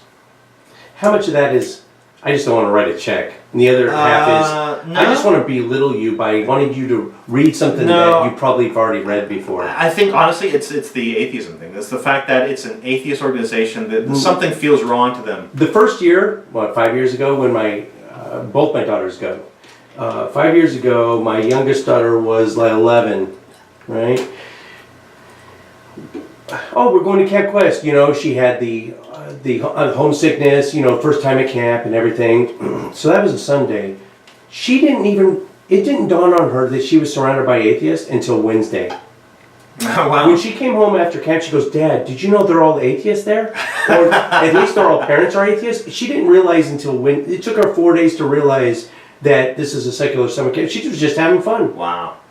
And it really hasn't even touched that much, except at like Socrates Cafe, when you're talking a little bit of philosophy. Yeah. Most of the time you're just swimming and tubing and looking at stars. Just camp. Yeah. Yeah, absolutely. Yeah.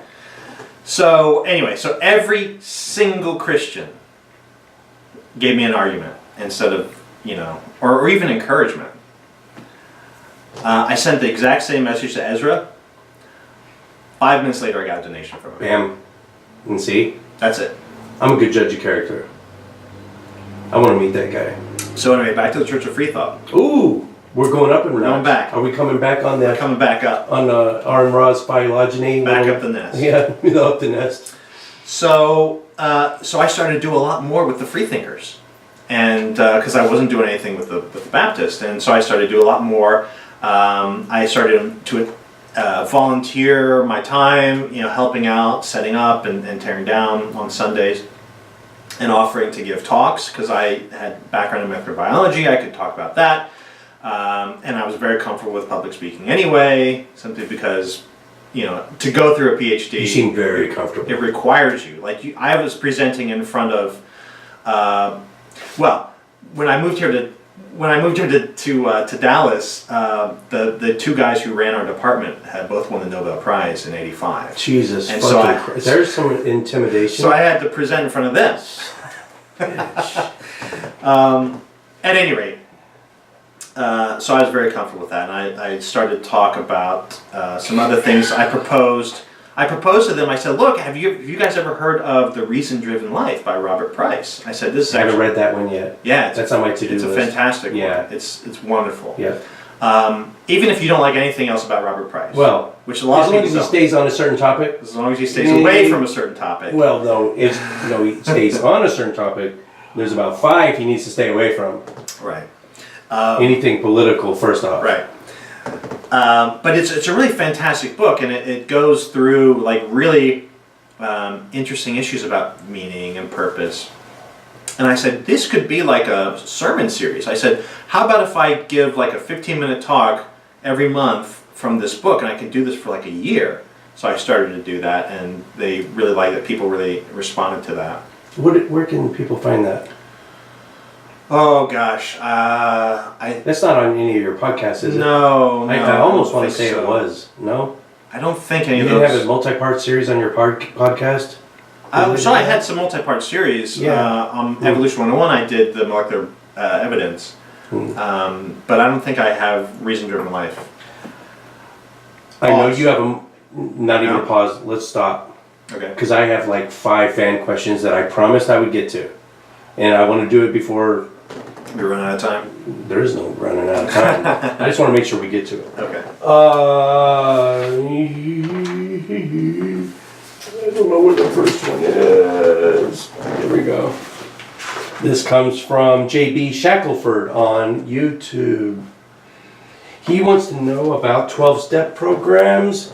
He thought it would be a good idea, just a topic. I guess he was a member of the 12-step program, as an atheist, he ran into problems with it. What's your experience with 12-step programs? Do you know anyone that's ever been in it? Do you know about useful alternatives for non-believers? Yeah, there's several. Unfortunately, in this area, I don't know that we have good active groups, but there's what's called secular sobriety. What is it? Secular sobriety? Secular sobriety, Yeah, yeah. They can just Google that and find it. Yeah, Google secular sobriety. And Is that nationwide? it is, yeah. All right. I didn't even know that. We did have, for a while, it was being run out of Westside Unitarian Church, I believe, in Fort Worth. But I believe it's not there anymore. I believe Westside Unitarian? Westside That's Unitarian. another one I don't know about. Oh, it's a I'm fantastic. kind of place. just out of touch. It's, All these groups, there's a dozen Yeah. groups in Dallas-Fort Worth. Yeah, And we all have there's more. dozens, right? Yeah. And we all have our own solstice party. Yeah. What's to say we couldn't just... Why has no one ever reached out and said, let's all team up and have a kick-ass, massive solstice party? We have done that. Oh. Fuck me then. No. All right. Well, not a All right. solstice party. Or something. So the Metaplex Atheists Yeah. have a solstice party. Yeah. So FOF people have come to that in the past. But we used to have Couple years ago. a massive Coalition of Reason picnic every. So what happened with the Memorial COR? Day. The Coalition of Reason? So what happened to the CRR was basically we ran out of people with time to run it. So it was a No scandalous, nothing? no real scandalous thing. No Apostacon, Reason Rally, Sarah Moorhead scandal, embezzlement? So the Nothing juicy? Coalition of Reason never really was an organization per se. Right, So- it's an umbrella. It's kind of an umbrella thing, and Yeah. it was kind of a shared fiction that we all just sort of used because it was useful. Basically, what happened was the United Coalition of Reason, which is based out of Philadelphia, they sent Fred Edwards, who's like the grandfather of organized humanism. They sent him to town to try to bring all the local leaders together, and we all met at this barbecue place. Sat down. It was myself, Randy, Meredith, the other Meredith, Terry, and I think Laura and Greg Cox, and maybe a few others. I can't remember everyone who was there, but a bunch of us. And I was affiliated with the Church of Free Thought at the time, and I knew, like, as I got involved with the Church of Free Thought, like, I could hear people, like, especially older people, making like snide references to, oh, you know, that other group or whatever. Like, I came to understand that there's some history there. That why? So I honestly I don't know why. Stupid infighting. I think it all stems from power grabs. People want a place of authority, and when they realize it takes work, if they do ever achieve the position of power that they sought so fervently to get, and then they realize, oh God, I gotta actually do something. Yeah. You know, I think. Do you think that is it? It's sometimes people just want notoriety or power. Sometimes, maybe. I mean, there's very little notoriety or power when it comes to localized atheist organization. But you wouldn't be able to tell that. But the way they call each other's eyes out for. Well, when the stakes are especially low, I think the egos tend to be especially high because you're fighting over scraps of power. That's good. Yeah. That's just my experience. I don't know that that's true for everybody. I've tried to stay above that as much as I possibly can, but at any rate, so I was aware, like I knew that there was some sort of a history between Church of Free Thought, the Metaphysics Atheists, and the Metaphysics Skeptics, and a couple of the other organizations, the Brights, and I knew there was some history. Those are dead, right? They're gone. I don't know. Okay. Anyway. But my policy, or the way I looked at it was, well, look, I recognize that there's probably some history there, but none of that history has anything to do with me. So that's a great way to look at it. I don't really care. So when I heard that water on a duck's back. Yeah, I'm like, well, look, you know, it's got nothing to do with me, so whatever. So when I heard that there was this dinner being organized, I said, yeah, absolutely, I'm going to go. And so I went, and I met Terry and Randy and the other people for the first time, and they were like, oh my gosh, somebody from the Church of Free Thought is here? What's happened? Are cats and dogs falling from the sky? I'm going, I can't tonight because both my kids, my wife took my kids up to Camp Quest. It's at Possum Key. It's 2 hours away from here. Yeah. So I got dogs at home. Yeah. But I am going to your Keller Humanist. What do you meet, weekly? Well, we do a monthly pub night now. Oh gosh, so this just happened to be it? Yeah, it just happened to be this one. Damn it. You'll give me the next one? Yeah. I promise you I'll go to the next one. Okay. All right. So anyway. Fair enough. So I just sat down with them and just talked. I said, hey, this is a great idea. Because ultimately what Fred wanted to do, it was really two things. Number one, he wanted there to be like a billboard campaign. He wanted to increase awareness and notoriety of the local secular organizations. And he wanted us to communicate with each other better. And he didn't really care how that happened. Like, he wasn't telling us what to do. He was just telling us what he hoped to see. And it was for us to figure it out. And that was great. And the United Core, the American Humanist Association, sponsored the first billboard. And we did a billboard a year for several years. And we did... Where? Different places in around Metroplex Atheist did one in Fort Worth on buses, and it got international. That was the core. Okay. Yeah, that was the core. So that was the second year. We have come full circle, Grasshopper. That was the second. I did not know that. That's cool. That was actually so. So we all chipped in on that. Everybody chipped in. We need to start doing that more. It was really. Don't you agree? Oh yeah. We need to start. Absolutely. That's the only way to make some real changes. So it was a really fantastic campaign. What we did was. Oh, that just blew up. We had a. So we also, the core got together and they put on a conference in 2010. That was huge. It was like 250 people. 2010. That wasn't Apostacon was 15. It was before Apostacon was even a glimmer in anybody's eye. Yeah. But we put on a conference here in 2010. It went off, I want to say, mostly without a hitch. It was lots of fun. No one embezzled $50,000. Nobody embezzled money. Mm-hmm. Yeah. And it was great, and we had a photographer show up and take people's portraits. So everybody that came to the conference, they had the opportunity to have their portrait taken. And we took all those portraits and we made them into a mosaic. And the mosaic was the background of the advertisement. Yeah, so it was all of our faces on this advertisement. Now the problem was... doxing? No. Singling people out? No. Targeting? No. Racism. Again, this systemic racism that we could not have anticipated, or that we should have anticipated. We have a severe shortage of melanin in our Metroplex atheists. So here's the thing, it's complicated. And I've written an article for this, which I think has been in Secular Nation.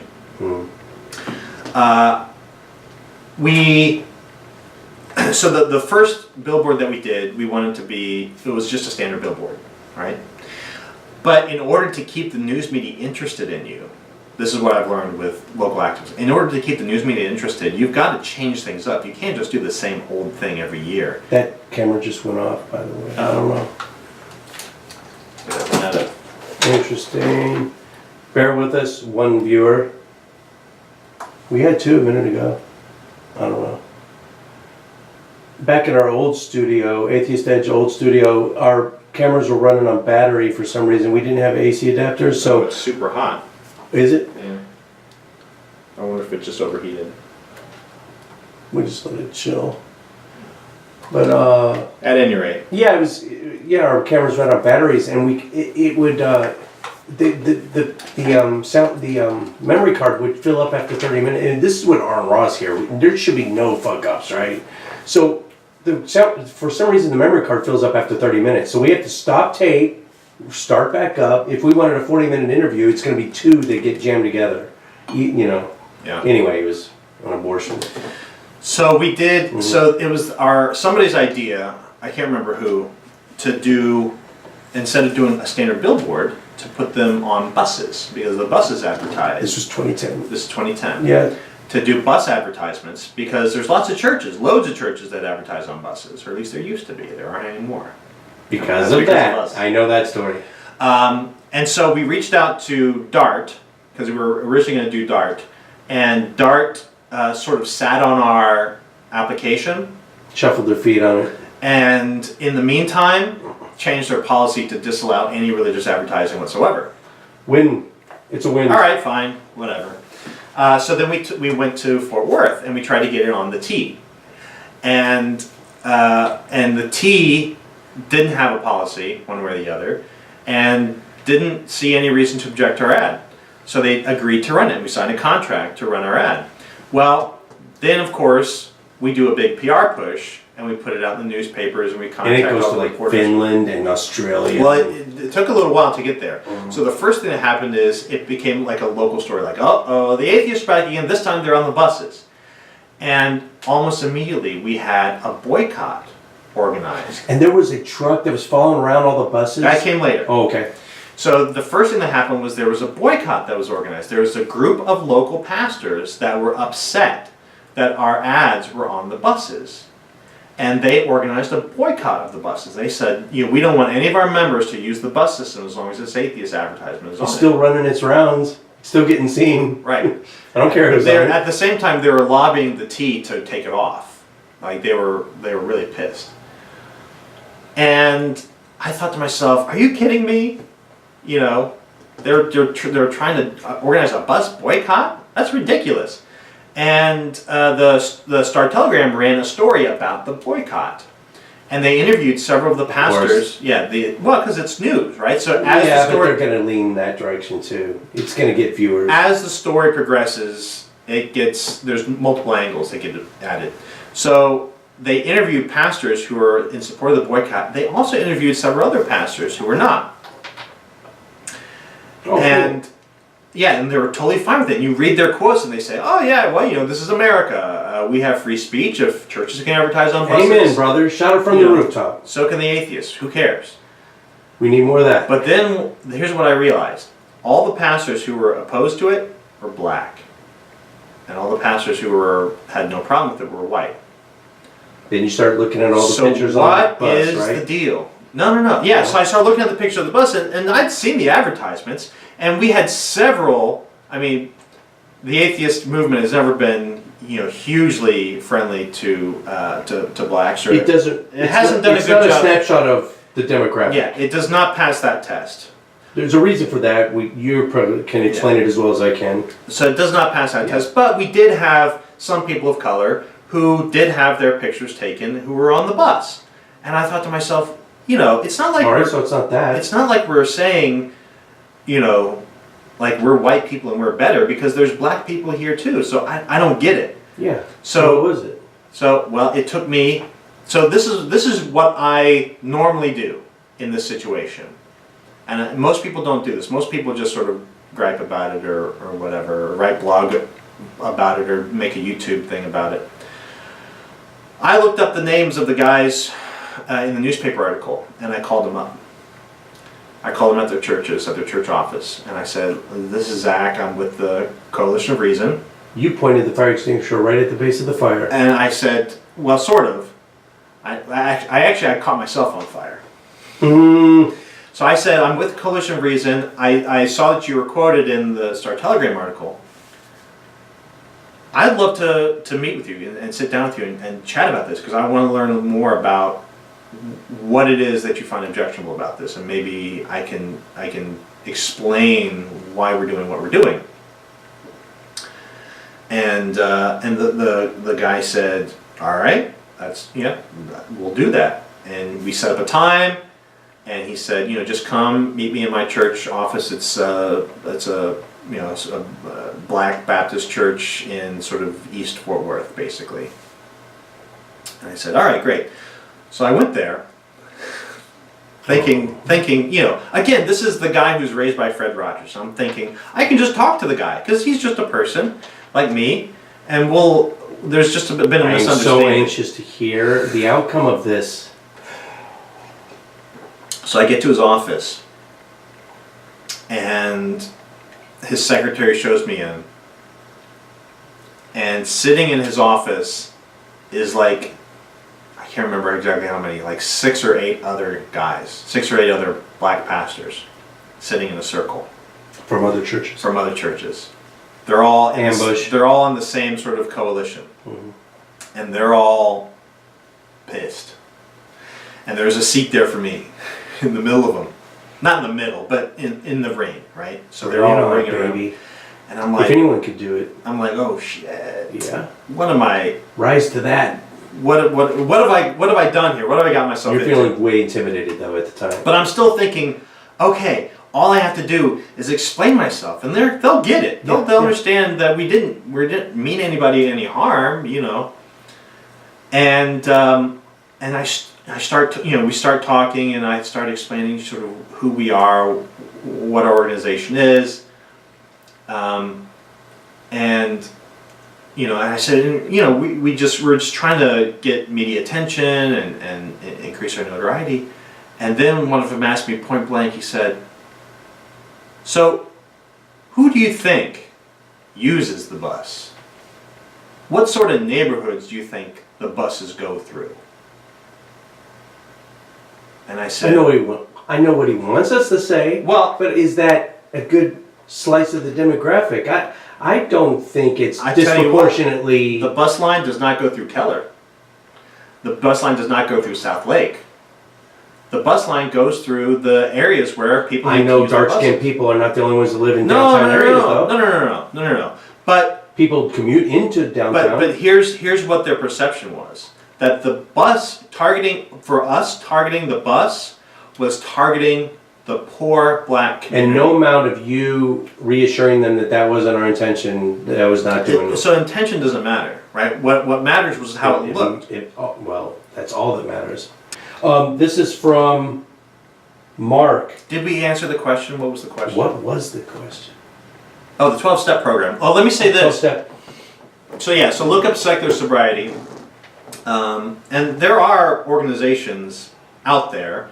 They're just, one of the reasons why 12-step programs get as much support as they do is because they're supported by religion, right? So in order for these similarly secular programs to get supported, they have to be supported by secular churches, right? So this is an argument for secular churches. If we don't have secular churches, or organizations like churches that are secular, there's going to be none of these other ancillary programs that we definitely need, like secular sobriety. So one of the things that the FOF did for a little while, there's somebody who did run a, I don't think it was called secular sobriety at the time, but it was similar to that.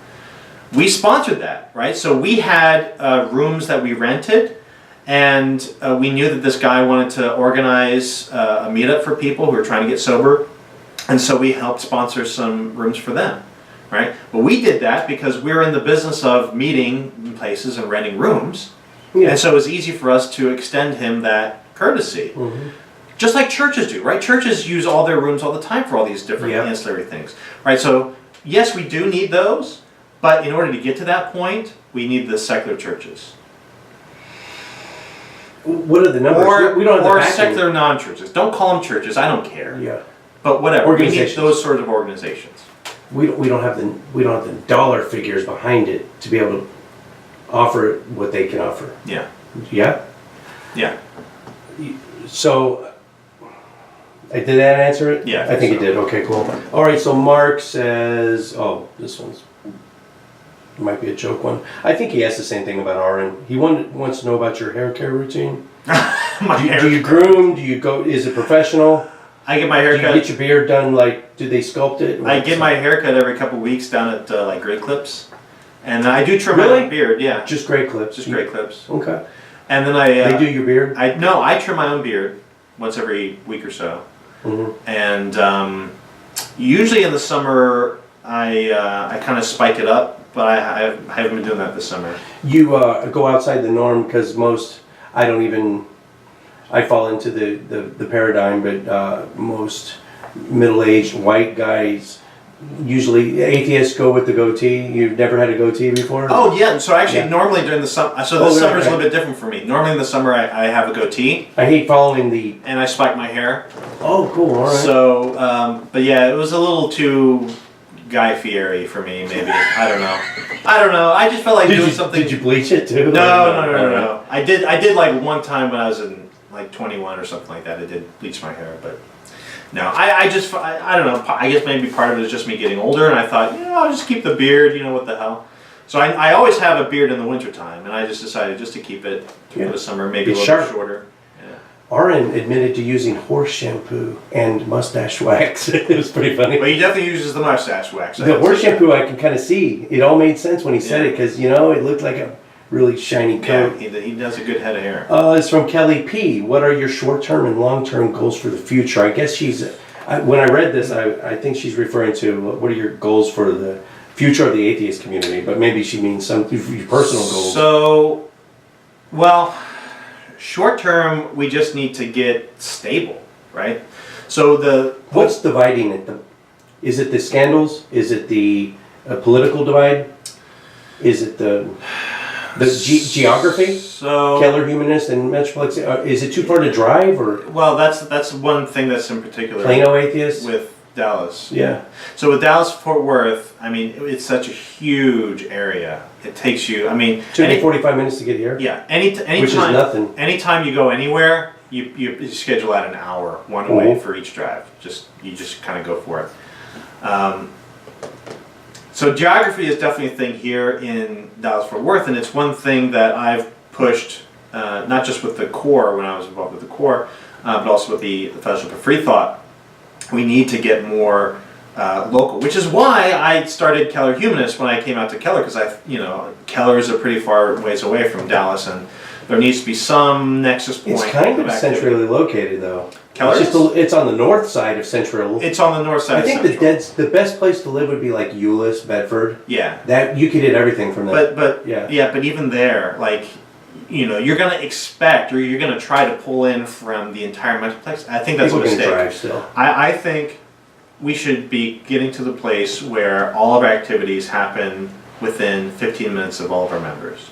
And what that means is more than that one. we have to have more nexuses of activity. So there has to be basically every city that exists. So you've got Keller, Southlake, Grapevine. There should be a Keller group, a Southlake group, a Grapevine group. No. That doesn't mean that they There's all... 3 different leaderships and triple the opportunity Well, guess of what? someone screwing it up. There's 300 churches between here and there. So They why don't all talk.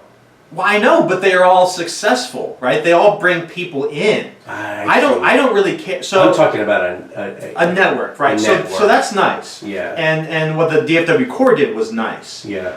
By encouraging communication. Because like bus ads, But that requires network. it requires network and planning and strategy and all that kind of stuff. At the end of the day, I don't really care so much that all the atheists in the world talk to each other and get together all the time and do these grand projects. It would be nice if they were able to do that.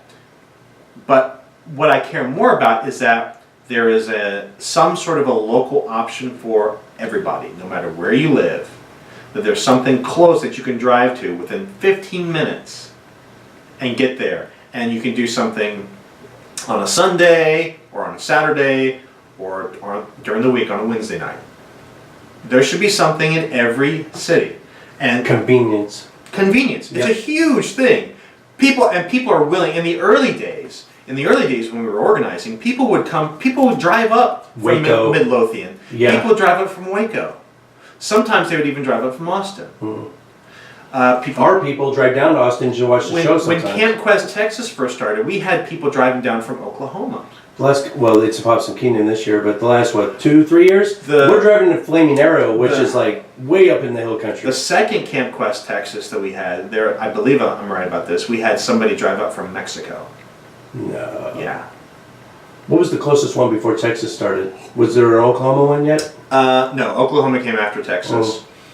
It was probably Tennessee. Wow. Yeah. And it's why did they only go to one? Why did they go back to 1 week this year? Volunteers.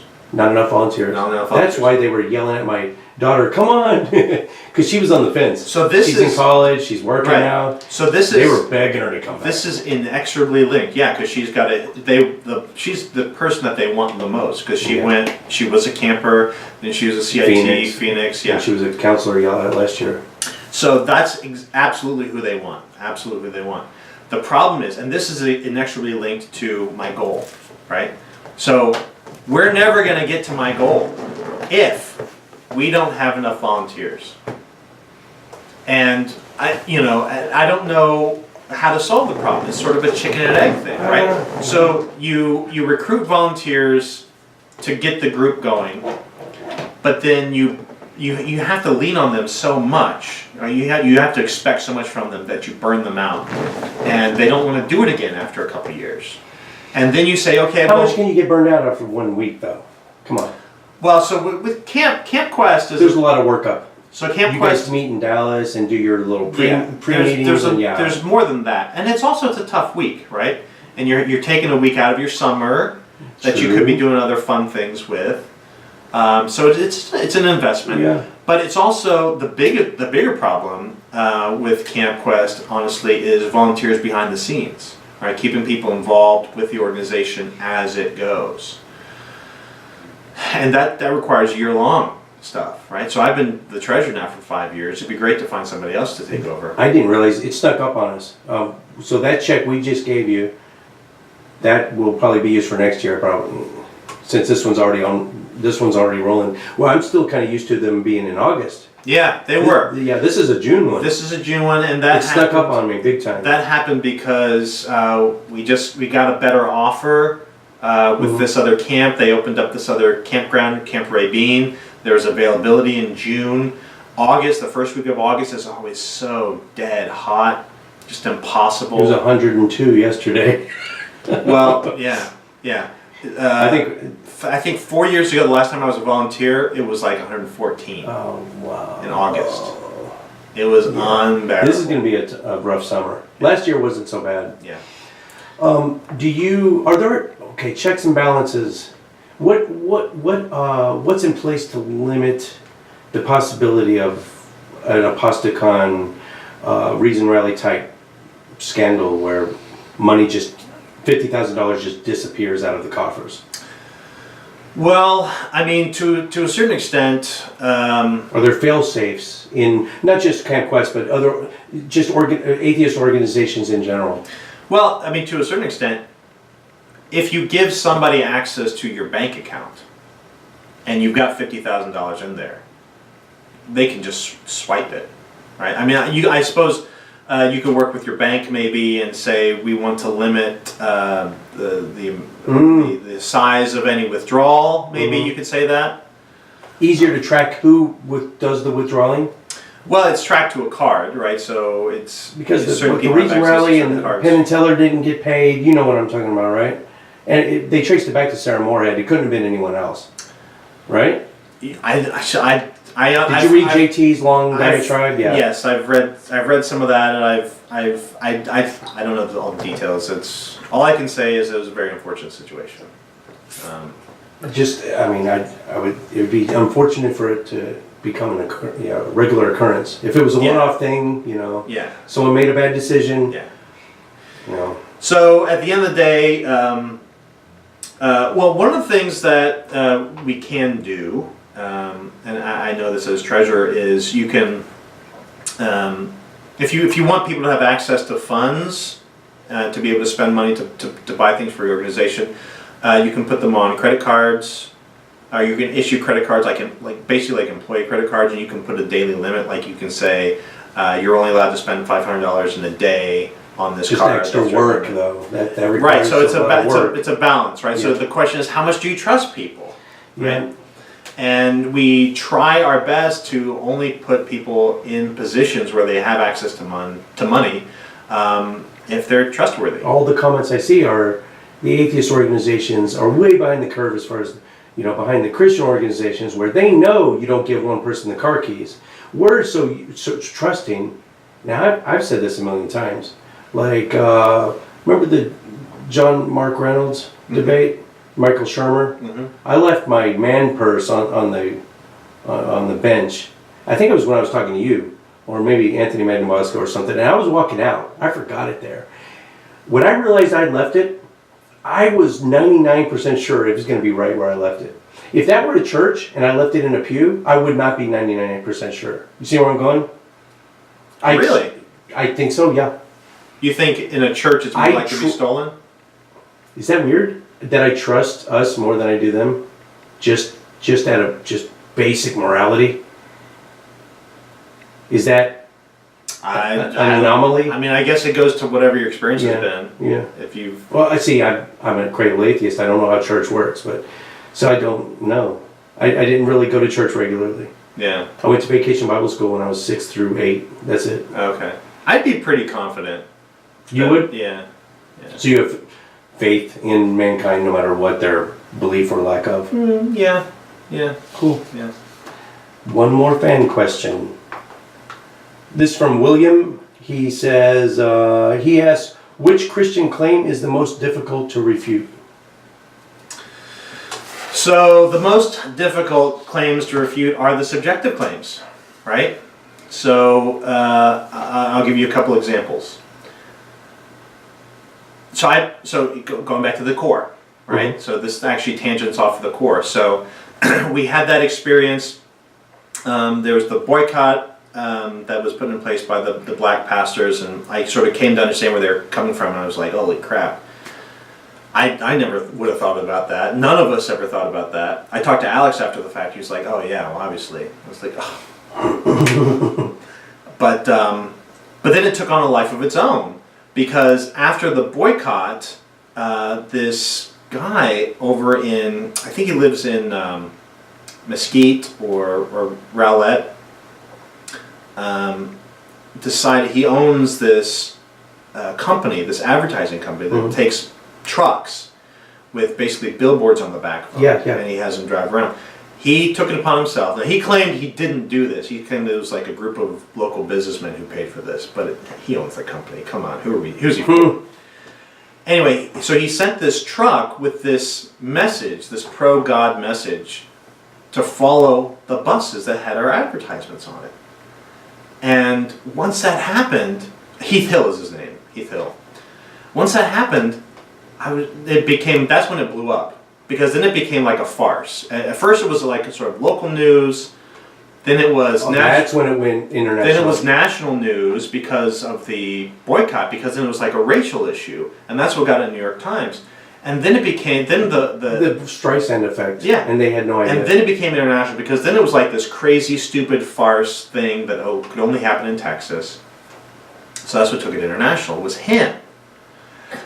And so what do I do in that situation? I don't know. Let me ask you, what do you think I would do? You're very subdued, and you're like me. You look for the best in people. You hope for the best, and almost to the point of naivety. So I called him up. Yeah. I found his business, and I called him up, and I invited him to lunch. See, that's about what I would have guessed. And so we met up at And this. it backfired its ass off. Well, no, not really. It worked out very well for me. But we met up at this restaurant in Addison. We had lunch, and it was a very pleasant lunch. He was a very nice guy, very, very sincere in his belief, very fundamentalist, but very sincere. Like he's a person who does not have a problem with candor at all. And I was asking about. I like him already. I was asking about how he became a Christian, because he was sort of bragging about how, well, I used to be an atheist too. Like a lot of Christians do that, and I'm like, really? And I dig into their story. I try not to know true Scotsman in them right off the bat. I dig into their story, and I almost always find out that, well, I didn't really go to church very often, so that made me an atheist. Well, no. Yeah, no. I mean, maybe in practical terms you were an athist, but, not really. Anyway, so he said that he hadn't had anything to do with church, but then his one of his best friends was having marital problems, and his wife became she wanted to get religion again because of that effect. And so she talked him into going to church with her. And he said he went to this church, and it was while the pastor was praying over the congregation. He said, I looked up, and the entire ceiling of the church opened up and flew up into the clouds, and all these angels flew into the sanctuary. Objection, Your Honor. Speculation. And they circled around. Anecdotal evidence. And began singing. And he said, and he's looking at me. It's like he's describing something that really happened. He's like, it was the most beautiful thing I've ever seen, the most beautiful sound I've ever heard. And you didn't even doubt his sincerity, did you? No, of course. I mean, from his body language, from his... This was something... Now, what do I think actually happened? I think he probably fell asleep and dreamed it. Or maybe he... That coming back out of or maybe he had a very overactive imagination that day. But he believed that was something real. So, when I get to that point, when I interact with a Christian who has some sort of a really intense subjective experience, I'm done. Like, after that point, I am not trying to talk him out of Christianity. I don't really try to talk Christians out of Christianity anyway. But I'm definitely not trying to argue any points with the guy, because there is nothing that I can say that's going to make a dent in that he and I do not share... You don't have enough... I was about to use faith. You don't have enough confidence in yourself. No. It's he and I do not share the same epistemology. Yeah. We do not share the same... You sell yourself short sometimes. No. I'm not selling myself short. What I'm saying is, the things that he grants truth to is a totally different domain than where I operate. There's a way to break in. I don't even try. I don't even try. Like, to me, that's all right. Fine. You've disqualified yourself from this epistemological landscape, and that's fine, right? Yeah. But you're over there, and we can't have this dialogue anymore. All right, whatever. One other example, actually, William Lane Craig. So William Lane Craig, so again, Kevin Harris was his radio producer, and he would come into town every so often to record shows with Kevin, and so Kevin would bring him in. Whenever he was in town, he would bring him into the Sunday school that I attended.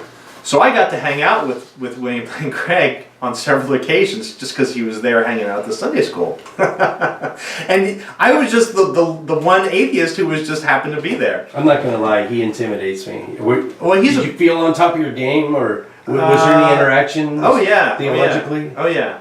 Son of a bitch. So that would intimidate the shit out of me. Well, look, he's a very brilliant guy. He's a very brilliant guy. He's top dog. But that being said, all right, so I asked him a question. I said, so let me ask you, I'm just trying to figure out what the limits of your confidence are. I said, imagine for a moment if I came to you and I said, Dr. Craig, I have to show you my time machine. I have this time machine in the back.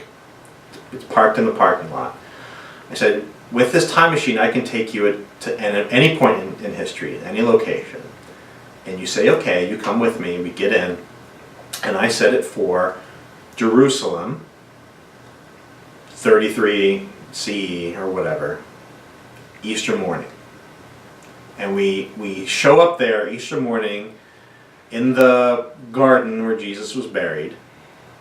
And we're there at the tomb, and it's before sunrise.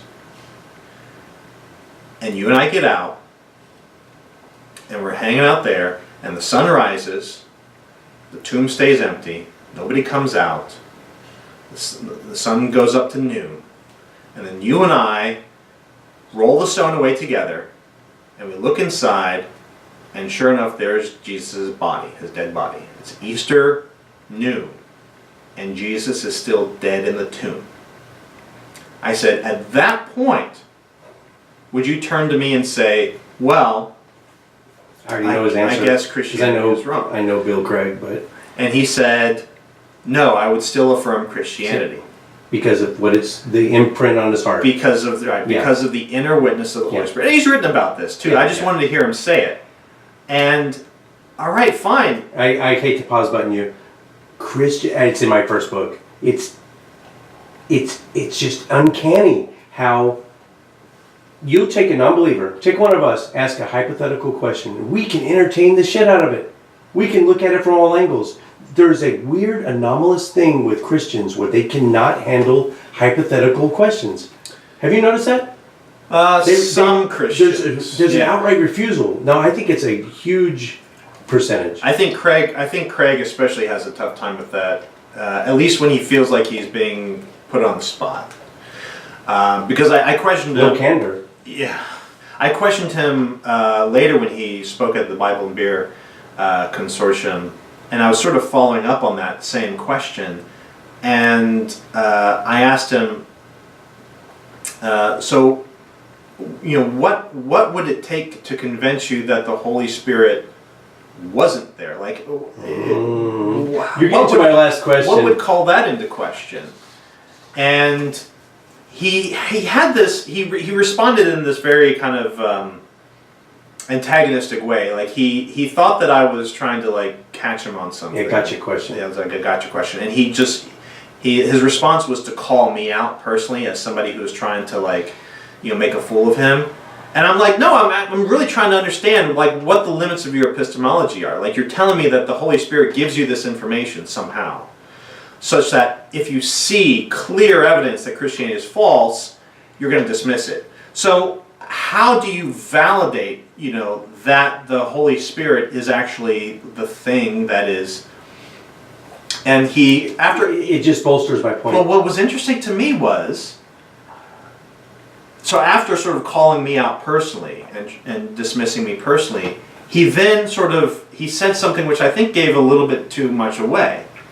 He said, look, people can give up their faith for all sorts of reasons. I could easily imagine that if I were to, you know, if we were leaving here tonight, and let's say we were in a car accident, and my wife was killed by the car accident, you know, over the course of the car accident, I could easily see myself giving up my faith. That's the common tactic. Throw out an even more implausible hypothetical just to discredit the original hypothetical. But here's the thing, though. Like, by admitting that, he's either admitting one of two things. Number one, faith is a function of emotion, which he absolutely does not, in his writing, is not supported. I gotta unpack the shit out of that one. So basically, in his grief at losing his wife. Yeah, just keep rolling because I'll look at it in the preview. And what he's suggesting is either that, as in the grief following the death of his wife, he would give up his faith and say, no, it's not the Holy Spirit. Mm-hmm. So it's either faith is a function of emotion, or faith is weaker than emotion. And neither of those two things are consistent with anything that he writes. And yet he just sort of... Did you tell him this? Or you came up with it later? No, he was saying that as I was walking away. Oh, boy. But to me, that says that gives away the farm. Like, I don't think Bill Craig actually believes in faith. If that's how he thinks of it, if he thinks that faith is either a function of emotion or weaker than emotion, then I don't think he really believes in faith. And so the reasonable faith... When you hold someone's feet to the fire, does anyone really believe in faith? The Hebrews 11:1 faith. You know, the things not seen faith. So Hebrews 11:1 is the first thing that Christian apologists walk away from. And I'm not saying that they're wrong to do it. More and more, the Christians I'm talking to now, that's not even that Hebrews 11:1 is not even their definition of faith. It's more. It's more and more. Have you noticed it's more and more evidence based now? Oh yeah. They're getting away from that whole. That's exactly what I'm saying. They don't want to have. So if you listen to the very first Apologia show that we did, it was on faith, and that was the very first thing that we discussed. Kevin was on the show. We discussed Hebrews 11:1, and the very first thing that we did was to say, no, we got to walk away from that. That's not a good definition of faith. Okay, well, fine. But why is that in the Bible? I agree that we should be thinking of it more like it's a trust, basically, like it's a trust based on evidence. But then why is that in the Bible? Why is that there? We can keep. All right, I got to take a pause and. Okay, I will talk to the crowd. I have what I'm going to talk to Dr. Moore about next segment will be. We have another fan question. We're going to look at what have you never been asked in an interview but wish you were. We're going to see what he says about that. Then I have my stock question I ask every guest on the show, depending on if they're a believer or not believer. I'm going to ask him if irrefutable evidence for the existence of the God Yahweh were to be discovered to be correct, what would you do with that information and how would it affect your life? Then we are going to do some plugs. I think it's been the one viewer. Hello, viewer. Hey, type something so I know you're there. The one viewer I have. Nope. Okay. Then stay anonymous, I don't care. Okay, so I think we're going to wind it down. Oh, you think that's going to... There we go. You did just overheat. I think it overheated, yeah. I think. I'm a person that really will introspect way too hard to the point of live inside my own regrets, and when you send them in to me, I just feel really terrible. I just feel like a cud. I feel like a cud. I'm going to that will not go anywhere, but I just so you know, for the record, I didn't know it would affect you at all. Oh, before? Yeah, I feel bad about that. Well, you learn something. Yeah. It's fine. Okay. That's how offense goes. It can only be taken. Mm-hmm. It can never be given. And I hope it wasn't apparent that it was given in any way. Oh, no, absolutely. Okay, good. Okay. Absolutely. Well, I think we're getting down to the wire. We're over the 2-hour mark already. Holy cow. Yeah, so this is the last viewer comment. And have you been answering any of these questions yet? And then going up the food chain. We can do that too. Hey, man, I'm here for the duration. As long as you want to go. Okay. We can make it a marathon if you want. What have you never been asked in an interview but wish you were? Something that, when I asked Aaron Raw this, he went on length about the share ride system, Lyft and Uber, and the share economy with Airbnb, and how it's destroying the whole share economy. How, not destroying, but maybe changing landscape of economy. Yeah. And it was good. Is there anything that maybe, I'm sorry to put you on the spot, we can come back to this, you can kind of stew on it a little, put it between the cheek and gums? Well, so I don't know what question I want to have been asked necessarily, but it's sort of a meta question or a meta situation. I've never been asked to give an interview with a Christian or by a Christian. I've never had any. So after all these years, right? All these years of doing apologia, of visiting churches, of echo chamber, of interviewing. I spent all last year interviewing Christians, and I'm not saying that I was only doing it to get something back from them, because I wasn't. I was doing it because I thought it was a good thing to do. But it strikes me as strange that after all of this, there's only one time that I ever was invited into, or actually, no, there's twice, actually. Twice I was ever invited, twice I was invited into a church.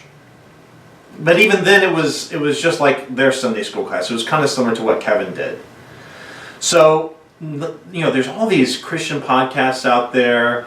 There's lots of Christian churches out there. Christian. So, for example, we went to the Southwest Baptist Theological Seminary conference, right? We were outnumbered. Well, we were outnumbered, but what was the topic of conversation, right? It was something about the divinity of Jesus. Right, it's all apologetics, right? Yeah. So it's all these... Shermer got his ass beat, by the way. Everyone said it. Oh, that last debate with you and the last one, like 2 weeks ago. Ray Bolin. 6 Christians I've talked to, 6, half a dozen, told me, forget the atheist, 6 Christians told me to my face, you killed them. Well, Christians! So I all right, anyway. For that, I mean, and he proposed the topic. So to my knowledge, Ray Bolin proposed the topic, so it was not mine. But the topic was, is intelligent design science? And I'm sorry, but in post-Dover United States, it's a settled question. You saw on Raw's Pathos. It's a settled question. Like, nobody's taking it seriously. Just explain seed design proponentists. Right. So this is fascinating, actually. And this is sort of the core part of my argument. Mm-hmm. So the argument that I gave during the debate was that intelligent design is what creation science evolved into, right? Mm-hmm. Which is, again, it's not something that is my discovery. I'm just repeating. It wasn't even evolution. It was just a copy and paste, literally. Well, it was kind of an evolution, actually. So here's what happened. The definitions didn't change. I know. But the book itself, Of Pandas and People, did you know that it was developed here in Texas? Richardson? Well, I didn't know Richardson, but Texas and California are the textbook states. Well, but no, everyone else uses our textbooks. It was not developed as a proper textbook. It was developed for... But it was trying to go that route. No, it was really trying to be for Christian homeschoolers. No shit. Mm-hmm. I thought they were trying to get it in the public schools. Mm-hmm. Mm-hmm. Not initially. Oh, okay. Not initially. So it was a local ministry, a Christian ministry. And I can't remember what the name is. What's wrong with putting it in homeschools? There should be no legal objection to that at all. No, nothing. But they weren't trying to use the Texas public. But in Dover, when they brought it out as, okay, I see what you're saying. So it just happened to be developed here because it was a Christian ministry that had the idea, and it was in the early '80s. They wanted to develop a brand new creation science textbook. They thought we needed a new one, to sort of show the good science, whatever, that supposedly exists.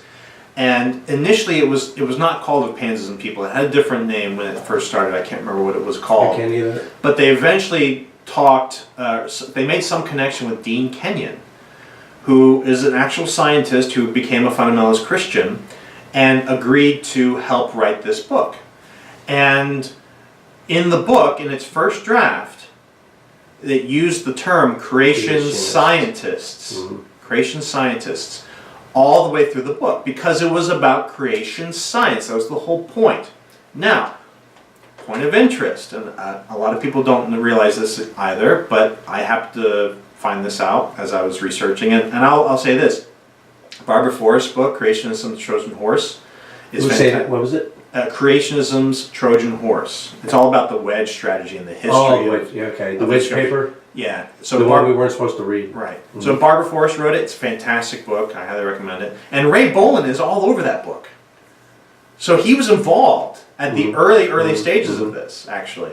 But so Dean Kenyon gave a lecture about creation science, and there was a young philosophy student who happened to be in the audience, and loved it and thought this is great because he was an evangelical Christian, and he said, "This is, I'm studying philosophy of science. I want there to be some conflation of Christianity and science." So that student's name was Stephen Meyer, who is now the director of the Discovery Institute Center for Science and Culture. Wow. And so he started working with Dean Kenyon, and we don't know exactly who did this, but we do know that because of the Dover case, this all came out, we do know that between the first draft of Pandas and People and the second draft, there was a change that was made. And we do know that Stephen Meyer was helping with this second draft. He had a hand in it no matter what. He had a hand in it. We don't know if he actually did this or not. It's plausible. I don't know. But someone went through the entire draft and did a copy-paste. Now tell him what the original... The original said creation scientists. Creation scientists. And the modified version said design proponents. So they're moving away from... And it got corrupted. Right, so there was one, it was a simple copy and paste, but... Throughout the entire document? Throughout the entire document. Or, I'm sorry, not copy paste, find and replace. Find and replace. So there was one place in the book, and you can look up... I thought it was more than one. No, it's just one. It's just one. Yeah, you can look up the page. One's enough. It's mentioned in the trial transcript. One place where somebody had written creation scientists with an extra C. And an extra ISTS. ISTS. Yeah. And so the find and replace worked, but it replaced the creation scientists that was inside of the extra letters. So that the result was C design proponents-ists. And that's the transitional form. That was the house of cards that fell, right? That's the transitional form. That's the proof. That was the turning point? That's the proof that somebody just did a find and replace of creation scientists and replaced it with design proponents, so that creationism is now replaced with design without any other textual change. No other alterations. Not with regard to the term. Right. And that was it for the case. As far as the case was concerned, it's open and shut. It's clear. Now, what's interesting also is not just that Stephen Meyer worked on it, but that Stephen Meyer started to recruit other Discovery Institute fellows to the project. So Stephen Meyer wasn't the only person. This is post Revelation? This is pre-Dover. Okay. This is like in the late 80s. So Stephen Meyer recruits Michael Behe.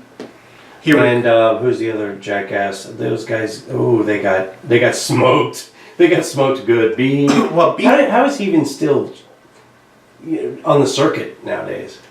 I mean, did he not get his tail between his legs enough? So he did. With the flagellum, the bacterial flagellum motor and the cascade, So Behe uses this approach. It's kind of like the transitional form argument, right? So you've got species A, species B, and then you find a transitional form that suggests an intermediate between these two species. And then the creationists come along and say, but aha, now you've got a gap between this and the intermediate. So Behe does the same sort of a thing. That's intellectual dishonesty. They have to be. There can't be anyone that actually thinks they're on the right track. Really? Well, it's definitely intellectually dishonest. But I don't know if it's actually morally dishonest. If they're actually, they're fooling themselves, but they really. Yeah. So to be intellectually dishonest, you don't have to realize it. Mm-hmm. You can just. Good Lord. But so Behe does the same thing now with all these irreducibly complex things, and he'll just say, well, you propose this other form, but now, how do we get from that to this? How do you get from this irreducibly complex system that's an intermediate between this one and this other one to the other one? It's the same sort of an argument that he's stuck in. But long story short, Behe I mean, he's got tenure. He is where he is. He doesn't really publish research anymore. Anymore? He used to, yeah. I mean, he used related topics?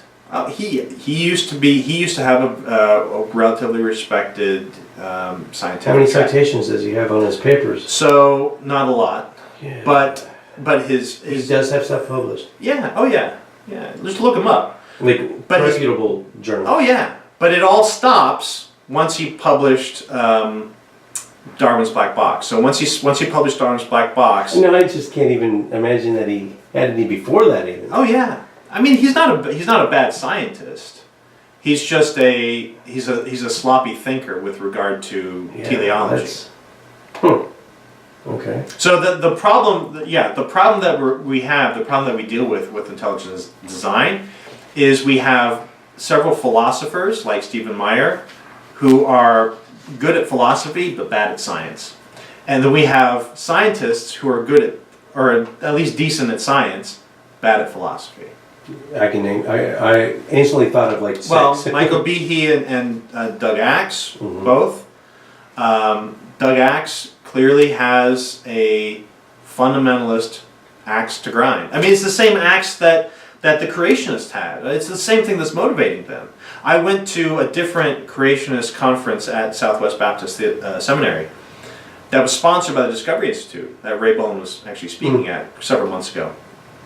And one of the guys there, they didn't realize that I was in the room. They thought it was all seminary students and pastors. And he sat there and he said, you know, the thing that we're trying to do is we're trying to defeat materialism because materialism is a disease that has infected our society.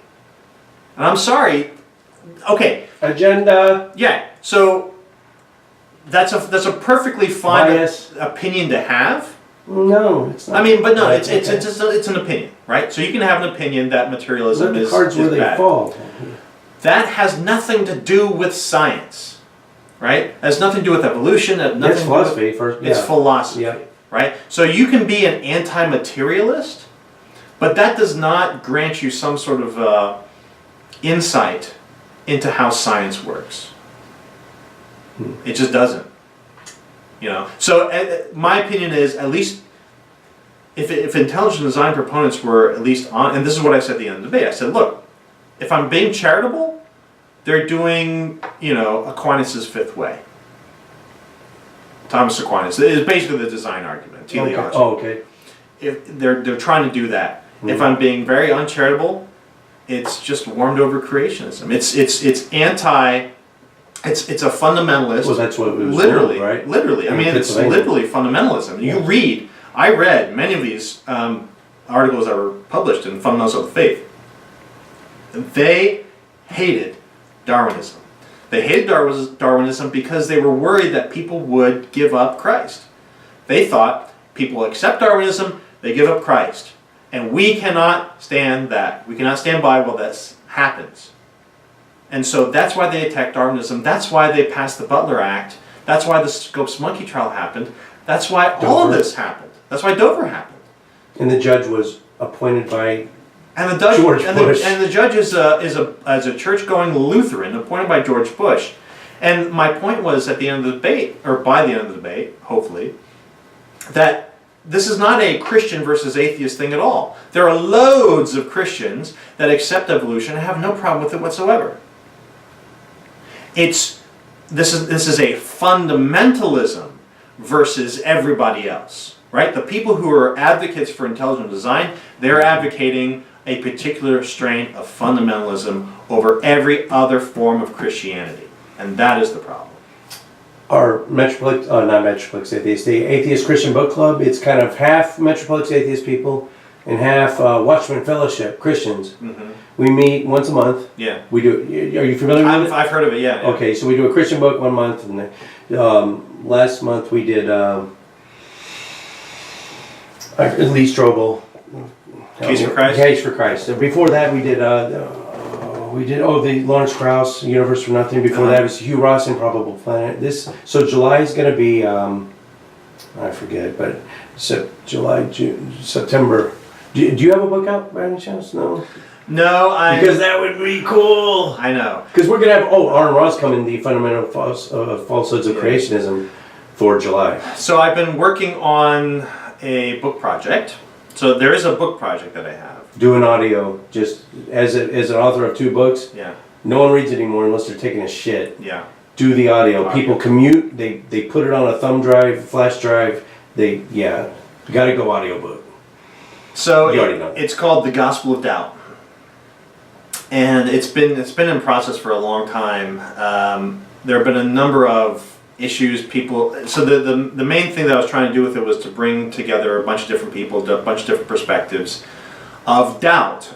People who had experienced doubt and felt that it brought something positive to them. And it's mostly just their stories. So we've got a guy in there who was stationed in Afghanistan during, I think, 2005, 2006 or so. And so he talks about employing doubt in the military, which is a challenging thing to do because the entire structure of the military is, you do not doubt anything. It's all about I was a orders. minority, yeah. And we have people who grew up, there's one guy who grew up in Mexico, so he's coming in from the sort of Hispanic Catholic perspective.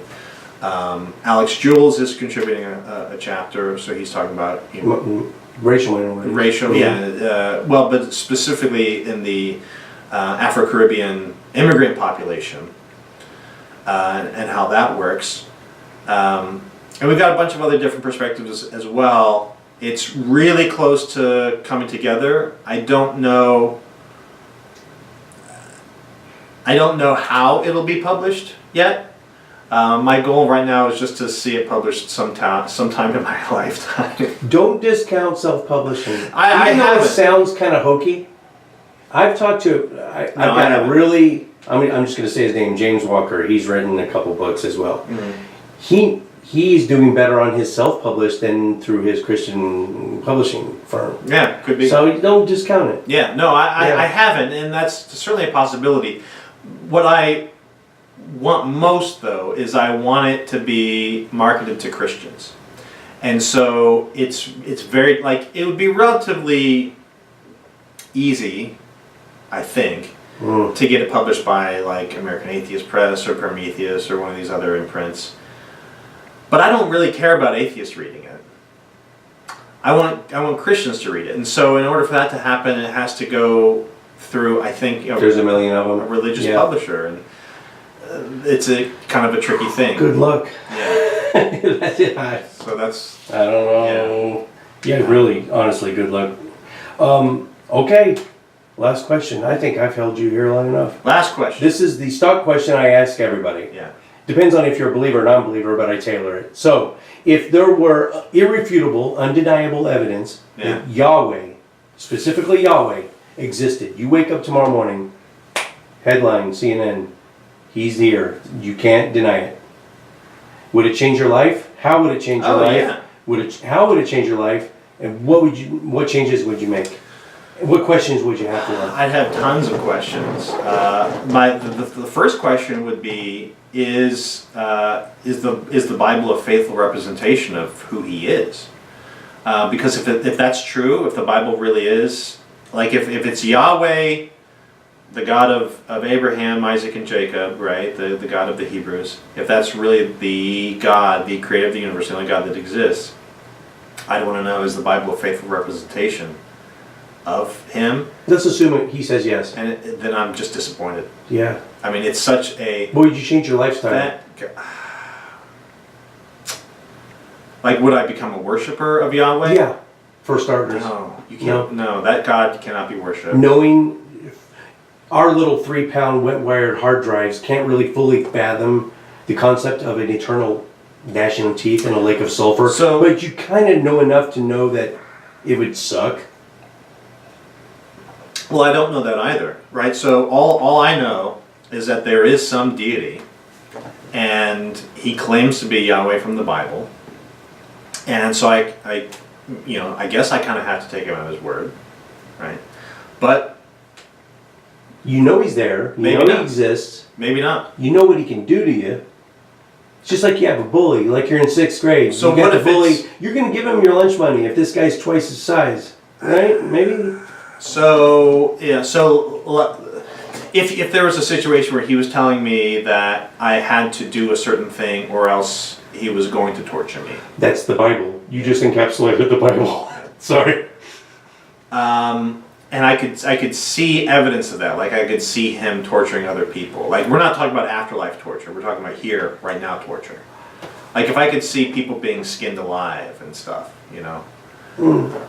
And he said, if you kiss Buddy Jesus? if you kiss Buddy Jesus, then you won't get skinned alive.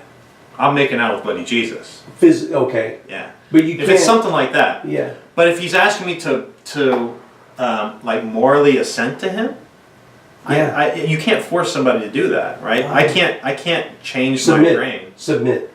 It's not even a submission thing. That's right? a conscious action. You could do that. Believing is a realization. It's not a choice. No, because But submitting is a choice. believing doesn't make something real. So like I can't. Well, I we've can't already say, established that we believe in him now. He's here. Well, but But that now doesn't- you are forced to submit to But him. no. You might believe that he exists, Mhm. but all the evidence that I would still have would say that he's immoral. Like this is not a Okay. God He's who immoral, should be sure. worshipped. All right. So We established he's immoral. Now, what do are I you do gonna with that? submit? no, I can't submit to a God like that. You know, I'm totally devil's advocate. Yeah. Okay. No, I mean, so I can do, like if he tells me that I've got to kiss his feet or kiss his ass or whatever, or I'm going to get skinned alive, hell yeah, I'm doing that. But if he's asked me to assent, like morally assent to him, I can't do that. Because that's just like belief. It's a realization, I can't- not a choice. Yeah, I can't make myself do that. I can't make this transparent thing opaque. Right.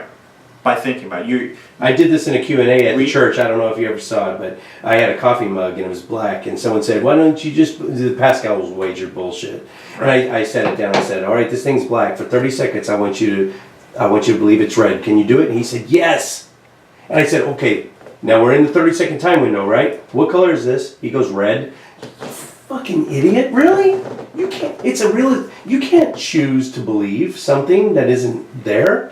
Well, That is very telling. You can, I guess, but if you do, then you're insane. Like that's kind of the definition of I was insanity. an insane human being I was talking to then. Yeah, that's what Son of a that's what you find yourself as. Plugs. Plug away. Plugs, Zach. plugs for Fellowship of Free Thought in Dallas, FOFDallas.org, CampQuest Texas, CampQuestTexas.org. Also plugs for, so I'm no longer on the board, but I really support this organization, Foundation Beyond Belief, foundationbeyondbelief.org. And of course my 2 podcasts, Apologia podcast and Evolution 101 Can be found on podcast, what? can be found on iTunes and apparently everywhere. I think Stitcher and Livestream. Yeah. Yeah. So lots of places you can find them. And I think that's about it. And look for me on Twitter at Dr. Zach, at DRZACH. At Dr. Zach. Got a Facebook? I have a Facebook, it's deactivated for the summer. Oh, But that's right. You went dark. Yeah. I respect that. You That's can, pretty You cool. can find me on Facebook probably this fall. We also talked about MetroplexAtheist.org. That's local here in North Texas. And AtheistChristianBookClub.com. We're having Arn Raw in July. That's it for our plugs. Thank you so much. All right. Awesome talk. Done and done. Atheist Edge. Walking the edge of what some consider offensive. But your feelings don't matter here, only facts. Edgy commentary on the dangers of doctrine, the foibles of faith, the bullshit of belief, the stupidity of superstition, and the idiocy of indoctrination. With razor-sharp wit, curiosity, and critical thought, we take an unblinking look at today's religions. We are Atheist Edge.